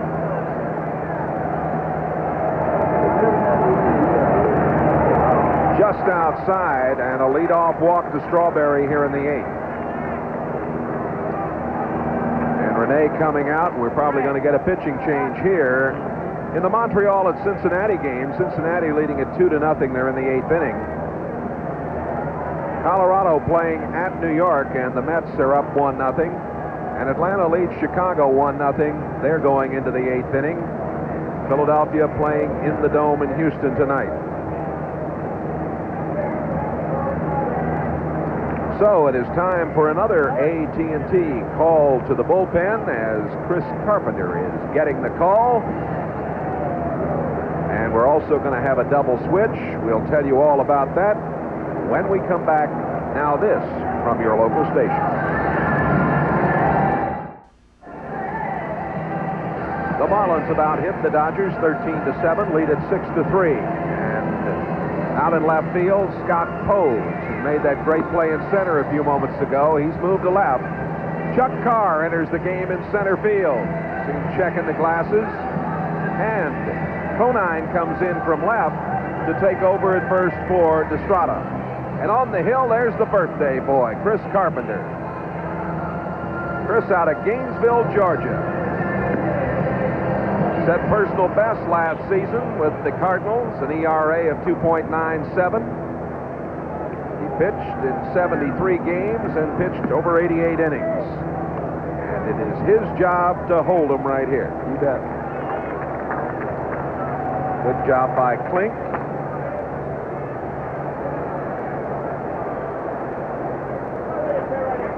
Going 1 inning. Eric Davis doubled back in the 2nd, struck out in the 4th, and popped out in the 6th.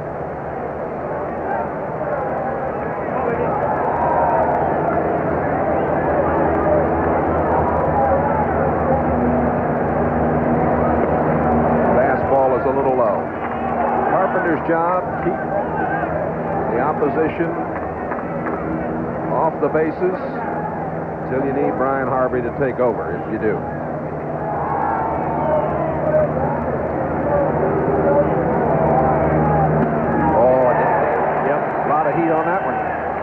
Just as you talked about Brian Harvey, he's starting to loosen up in the bullpen. This is what Chris Carpenter relies on, is that good, hard fastball. And there is Harvey. Foul at the plate. Frank Pulley called it foul right away. I think the fans are yelling, thinking that ball should have been called fair, but it was pretty obvious that this ball hit right off of Eric Davis's instep, and then of course caromed out into the field fair. So of course the fans would have loved to have seen that be a fair ball called. Rene Latchman, a communicator, armed with a 3-year contract here. Manager of the Marlins. Carpenter comes in a little high. 2 balls and 2 strikes. That's that splitter that he started flirting with a little bit last year, and it's become a very good and productive pitch for him to go along with that fastball and slider. This fellow was an All-American at the University of Georgia. Just missed.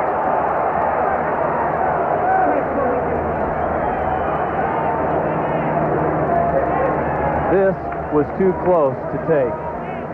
That ball came right back, and that's what you call the black area of the plate that could have possibly been called a strike. Here's the payoff pitch, popped up, and backing out of play.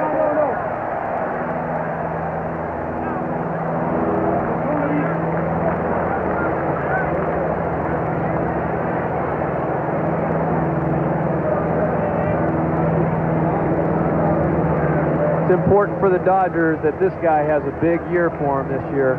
Playing for $1 million on a 1-year deal. After making, what, $3 million a year or something like that? So he's taking a pay cut to prove that he can still play.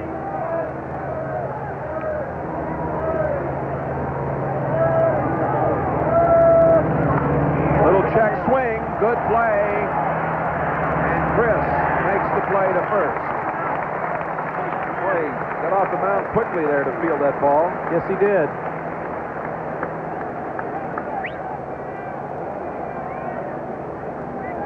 Hope he didn't hurt himself. He gets jammed on this pitch. Excuse me, hit. And you see Carpenter dive after that ball. He got up right away and had the easy throw to first base. But I think Marcel Lashman's coming out there to check on him and see if he didn't hurt something. Well, it appears that he may have strained something in his right leg. Yeah, he landed kind of hard. Frank Pulley coming out, and the fine trainer of the Marlins, spent many years at Cincinnati, Larry Starr, now joining the group out there.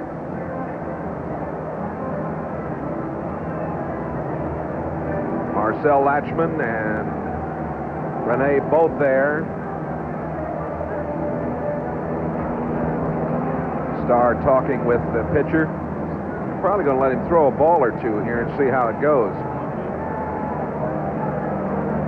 Well, Carpenter apparently has indicated he's all right.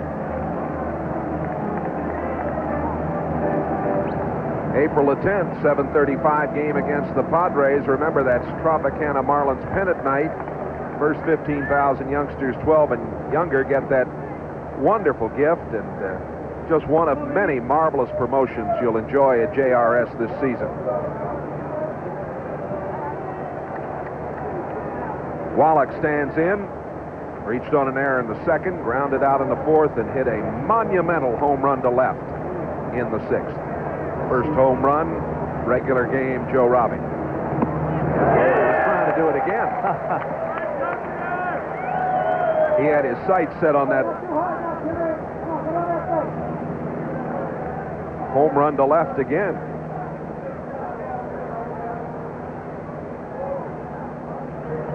Strawberry at second. We're in the eighth. Just outside.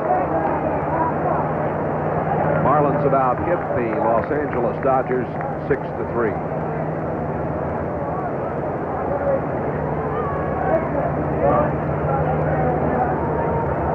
Marlins about hit them 13-7, 6-3 is the score. Looking at the wrong line. That's okay. What I'm thinking about. What a day it has been. 13 hits for Florida, 7 for the Dodgers.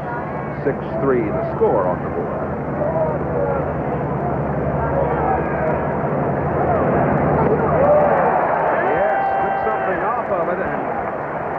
Looked bad. That looked like that splitter. This has really become a very effective pitch for Chris Carpenter. See where the bottom just drops out of that thing? He's got a good fastball, and when you throw it like he does, it appears like it's going to be a fastball, then boom, just bottom drops out of it. 1 ball and 2 strikes. Strawberry out there at second. Oh, good stop by Benito. 2-2. I think Benny's got rubber bands in his legs. He doesn't have cartilage. He's got rubber bands. Unbelievable. You don't have any cartilage left. No, I don't have any cartilage. I would have never made that play. No, he's really something.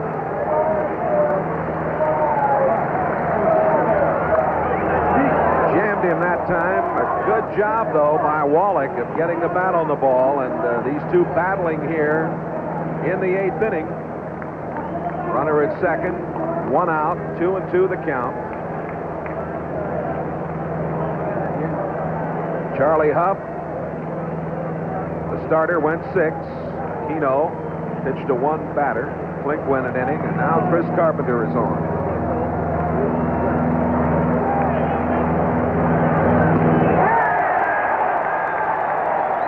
High heat for the strikeout.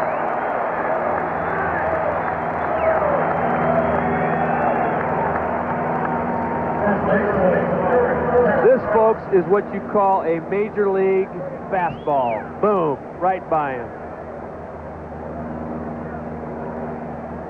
Eric Karras today has walked, doubled and scored in the 5th, and he lined to left in the 6th.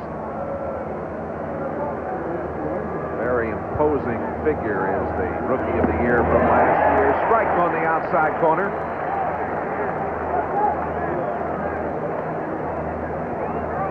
It's the final. Texas defeats Baltimore 7-4.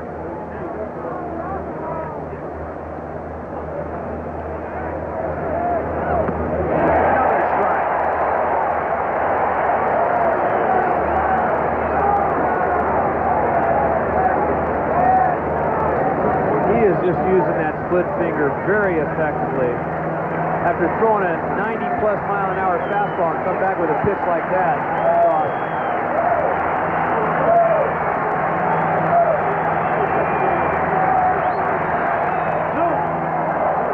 Now a play to the right side.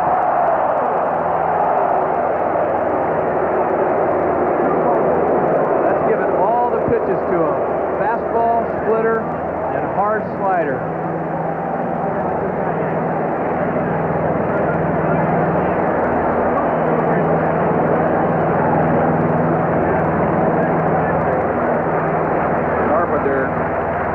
Throwing with a lot of confidence. Ooh. Hello. Well, even though that was 0-2, I don't think he was really trying to come that far inside. That looked like a splitter that kind of got away from him. If he was trying to send a message, that was not the pitch that he was going to send a message with. 1 ball and 2 strikes.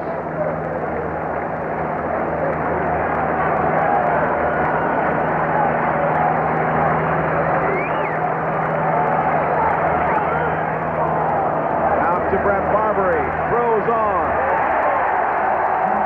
Dodgers strand 1. Marlins continue to lead this game, 6-3. We'll continue after this from your local station. Well, as we come back to Joe Robbie Stadium, what a day Conine has had. 4 for 4, Gary. Outstanding. What a great way to start 93 with a 4 for 4, batting 1,000 day. He has 4 singles, has scored twice. Walt Weiss, he knocked in the first Marlins runs back in the second with a triple. Santiago and Conine scoring in front of him. 14 hits now for the Fish.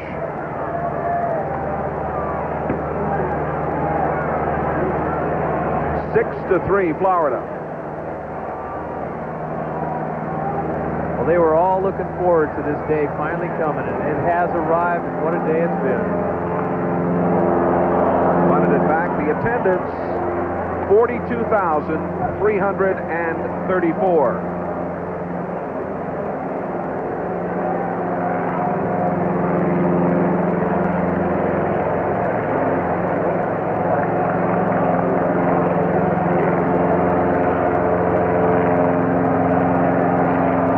Out there on the hill. He was on the disabled list much of last year. Was up with Toronto for just a short time. 1-1 at Syracuse.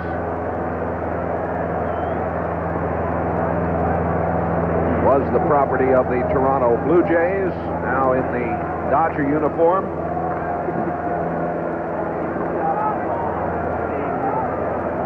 Throw over to first, and Conine is back.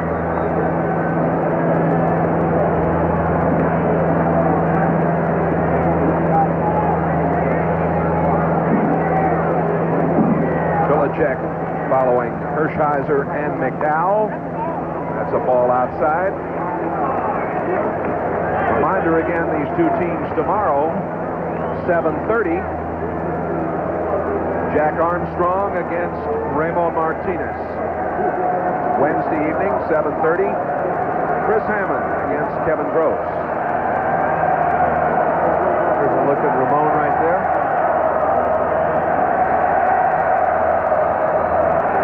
They're yelling Darryl. I don't know. They've been on him all day. Yes, they have. Strawberry out there in right field. Darryl looks back and they're giving it to him. Yeah. Now you're blowing kisses to him. Blows a kiss to him. Fun at the old ballpark.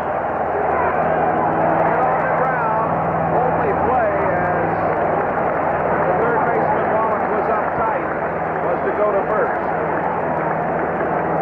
Well, Walt Weiss does his job right there. Another hit and run. The last time he went through the hole to drive the ball into right field.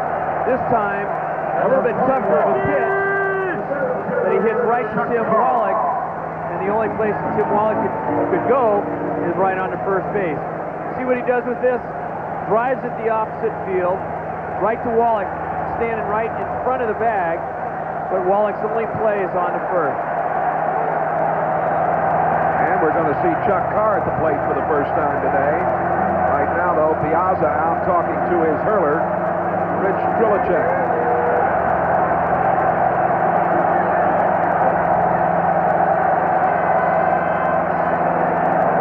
Carr, who came into play center. Brian Harvey continuing to throw down the right side.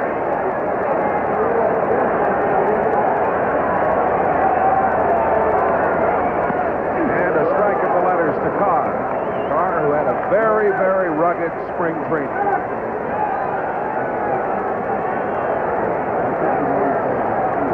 Yes, he has, but Rene Lashman also did say that he was going to get a lot of playing time, which was evident of today, going in a double switch. Runner going, and a throw down to third, and save!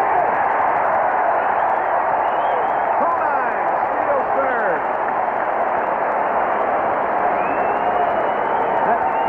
That's a case right there where the pitcher, Trilicek, just took him for granted. Piazza tries to throw him out from his knees, but Conine, with an outstanding jump, steals third base. First stolen base in Marlin history. Who would have thunk it was going to be Jeff Conine? Carr hits it on the ground to the right side. They hold and throw on.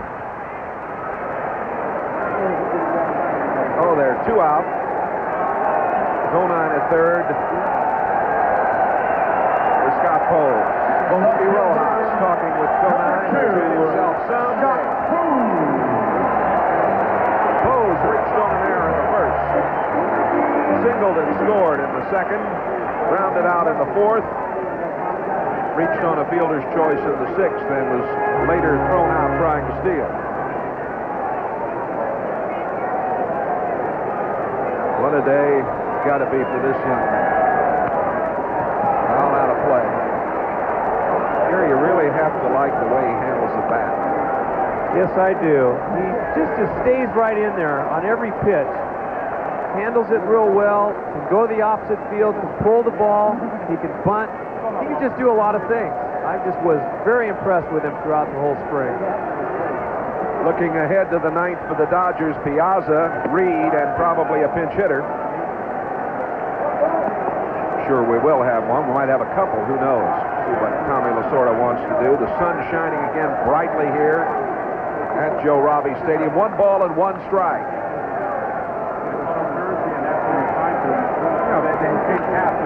Right back to the pitcher. Trilicek does a good job. Throws out Scott Poles. Boy, he almost got hit in the head down there. 6-3, Marlins. We'll be back after this from your local station.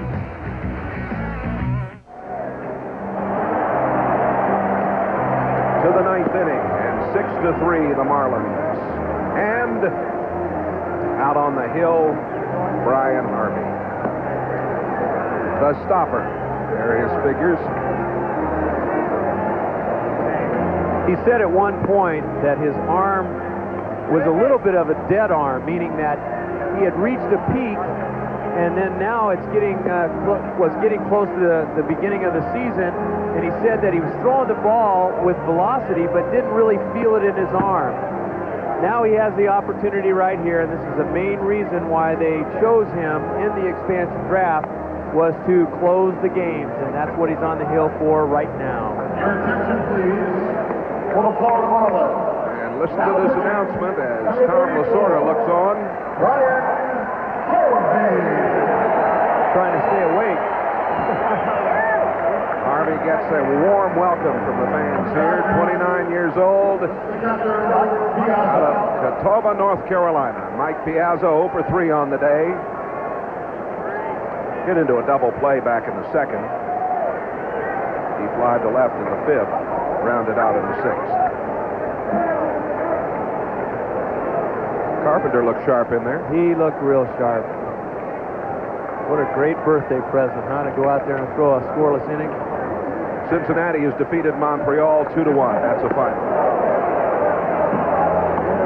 Giants leading 1-0 over Colorado as they're in the 7th.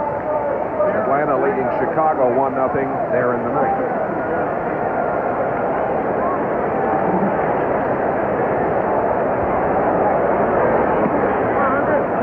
And Harvey, 2 balls and no strikes. One thing I remember Brian Harvey asking Marcel Latchman right at the beginning of the spring was, watch him, and if he flies open real quick, therefore being high with his pitches. Caught the outside corner with a good hard one there. See, Brian Harvey with that kind of velocity and, of course, that great splitter that he has to make a good turn and drive toward the plate.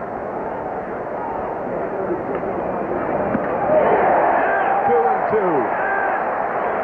Right Gary, there. he has an interesting style. He really gives you more of his back.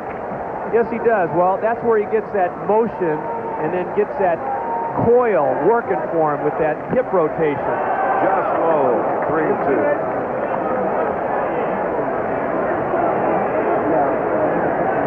The one thing he really does use are his legs. It's important for a pitcher to use your legs instead of your upper body and just use your arm. Payoff pitch. Hit into right on the run. Getting to it on the first bounce, Junior Felix. Lead-off single by Piazza. Every Marlin has had a hit today among the starters, except the pitchers. Everybody is pitched in. This is just a good piece of hitting. Brian Harvey with a 3-2 count. He's going to come in with his fastball with a 6-3 lead. Piazza just does a great job of driving the ball into right center. All right, come on, Brian. Get it clear now, come on. Jody Reed at the plate.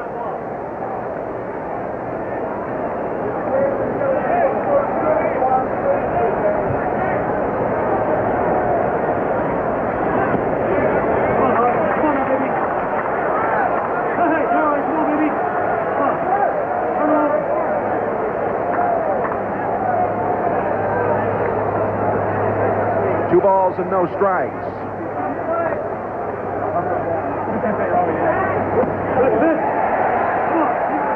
Dave Hansen is out on deck. Hansen.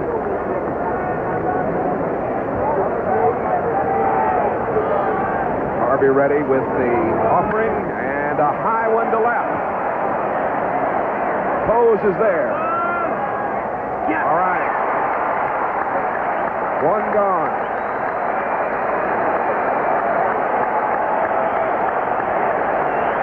Benito Santiago stepping out in front of the plate, putting up one figure, showing everybody. One out there. Pose, who moved over from center to play left. Pose, Carr, and Felix in the outfield.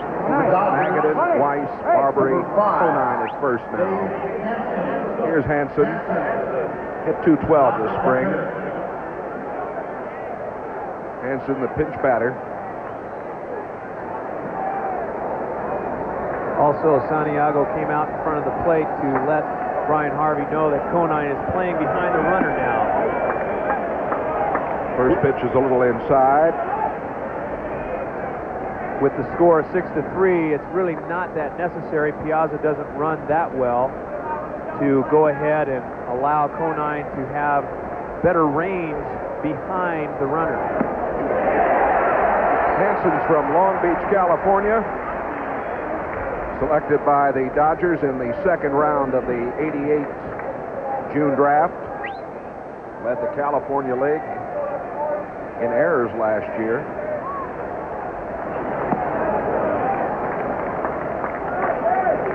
Had a batting average of .214 with the big club last year. Hit .303 at Albuquerque in '91. He could play. He was given the third base job until Tim Wallach came along this spring. Yes! On the corner, 2-2. Tell you what, Brian Harvey is throwing some kind of hard, and I don't know if you folks can hear it back at home. The pop of Benito Santiago's glove but he is throwing some kind of hard and is nasty, too. A shot into right, and the play, throw to first. Felix almost overran that ball. He had to stick out his left hand and spear it. Yes, he did, but he made up for it, made a good strong throw to first to try and double up Piazza. As you hear in the background, the fans have come to their feet here now. Hanson drives this ball to right field. Look at how Felix regathered himself in the strong throw to first. Jose Offerman has struck out, walked, single, got an RBI in the fifth, fly deep to center in the seventh. As you look around this ballpark, they're standing everywhere. 42,000 plus. These fans have waited for a long time, and now they have it. 1 out away from a victory. We're just going to sit back and watch with you. 1 ball and 1 strike. Just wish all of you could be here. The intensity, the excitement, it's great.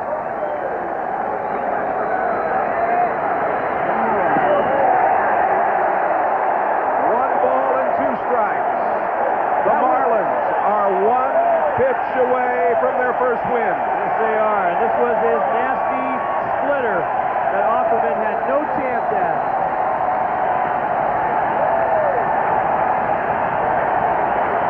Capture it, folks. 2 balls and 2 strikes.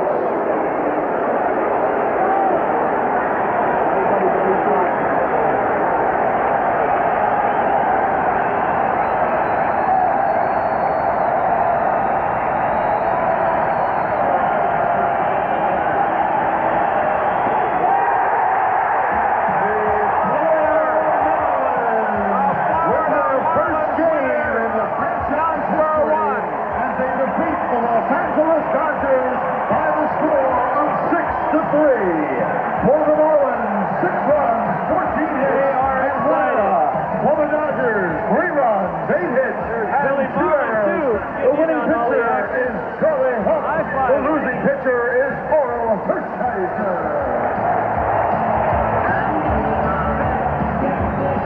A special day, a magical moment.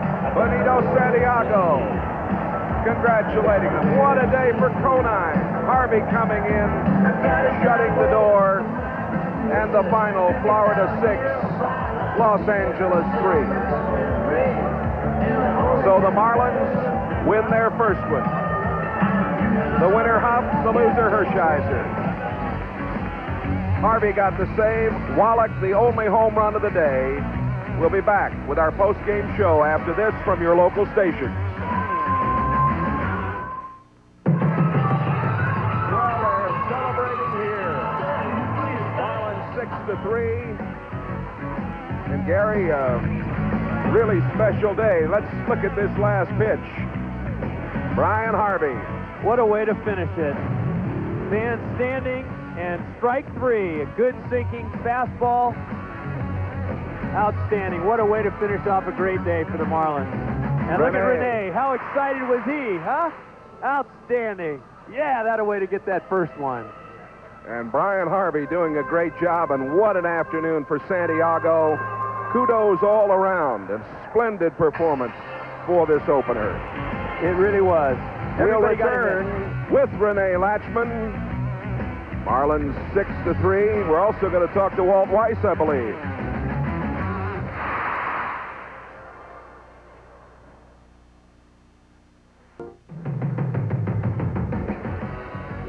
The final score, the Marlins win it 6-3, 6-14-1 for Florida, 3-8-2 for the Los Angeles Dodgers.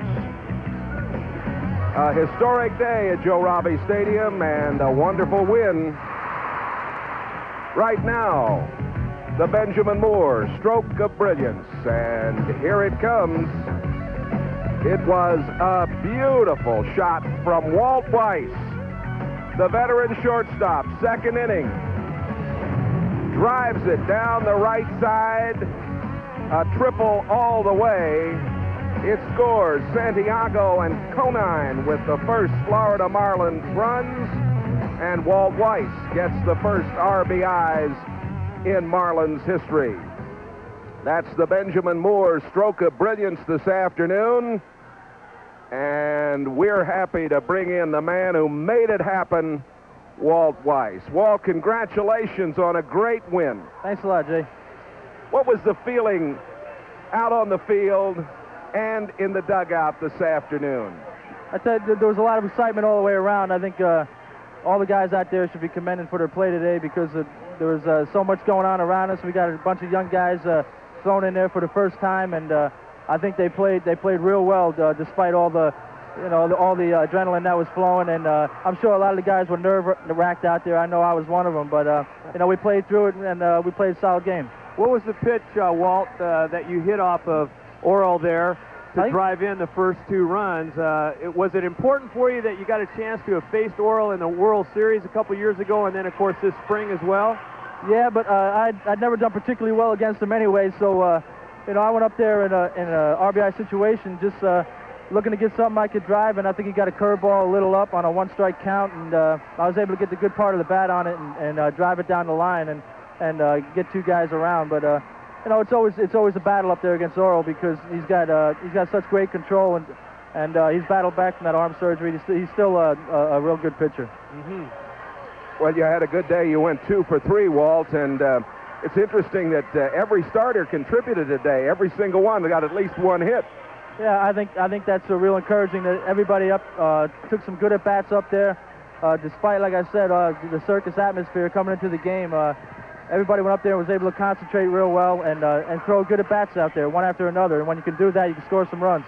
Well, you talk about a good at-bat. You had another one in that hit-and-run situation, and you pulled that ball instead of going the other way like you did in the other hit-and-run where you grounded the ball to Tim Wallach. Were you trying to pull that ball? Is that where you were just doing it, hitting it where it was pitched? Actually, Gary, when I got the sign, I was thinking about hitting the ball the other way, but the pitch was a little inside, and I didn't think I was going to be able to handle it enough to hit it the other way. So, I just pulled it instead of trying to do too much with it, and luckily I got it through the hole. See, because usually with a left-handed hitter up, Jody Reed would hold his ground a little bit, but you just did a great job of driving that ball into right field. Yeah, exactly. That's initially I'd planned on trying to hit the ball the other way, but I knew I wasn't going to be able to do much with that pitch the other way, so I just went ahead and tried to get it on the ground, on the right side. Well, you've been around this game a long time.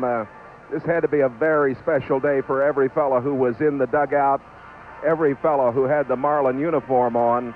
A special day for Charlie Hough, huh? Yeah, I tell you, it ranks right up there with being in postseason play. It was that type of atmosphere before the game, and just a lot of excitement. I think it's going to be an exciting ball club all year. And Charlie did a great job. Came out, we got him some runs, and he held them there, and we used the bullpen real well. So everybody really chipped in today real well. I know yesterday too, you had a chance to work out here at Joe Robbie. How was the field? Did you enjoy the field? Was the track real good and clean? I tell you, they did a great job. I knew 2 weeks ago the infield still wasn't laid out, and I think they did a great job putting the sod down in the dirt.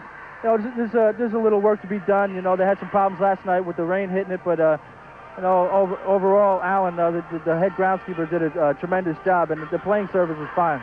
Walt, we've talked about all the work that you have done, you and Brett Barbary, during spring training. And Gary and I were talking last night about the fact that you two seem very comfortable. You seem to have blended together. And I know you've worked hard with a young man who's got a lot of talent, Barbary. Yeah, it's true. I think, there was an adjustment to be made when you haven't played with the other guy at all. But I think Barbs and I kind of have typical styles. We're not real flashy, and we try to stick to our fundamentals, and that makes it a lot easier on the other guy when you know where the ball's coming from, you know when he's going to flip it, and he's going to give you a firm toss, overhand. So it was an adjustment that wasn't real tough. It's gone real smooth with Brett and myself. Well, also the fans played a very integral part in today's ball game as well. They were excited. They were supporting you guys all the way through. That must have been a nice feeling out there today as well. It was a tremendous feeling. The fans, I think, have been hungry for this day for a long time. You know, they get teased with Major League Baseball every spring, and then April 1st, they don't get to see anything. But, you know, it's going to be different from here on in, and they came out, and they were as pumped up as anybody, and it's great to have a nice crowd behind you. Walter, I think that we're all looking forward, of course, now to tomorrow, and then to the next day and the next day. You take them, as you say, one at a time, don't you, in this game? Yeah, it's true. You know, we can get excited about this for a little while, but then not for long, before you know it, reality hits, and they got the starting pitchers in the paper for tomorrow, and you got to come out and play again. So, you know, we'll enjoy it for a little while, but that's the nature of baseball. You only get to enjoy it for a short time, and then you got to come out and play another one. So, it's a marathon, playing 162 games. So we got to, like you said, take them one at a time and not get too carried away with this big win. Well, WW, thanks for the visit very much, and give our best to everybody on this club. It was a wonderful way to begin the season. Thanks, Walter. Thanks a lot, Jay and Gary. All right, we'll return with more from Joe Robbie Stadium, the site of this inaugural victory in Game 1. Florida won it 6-3 over Los Angeles. Now this from your local station.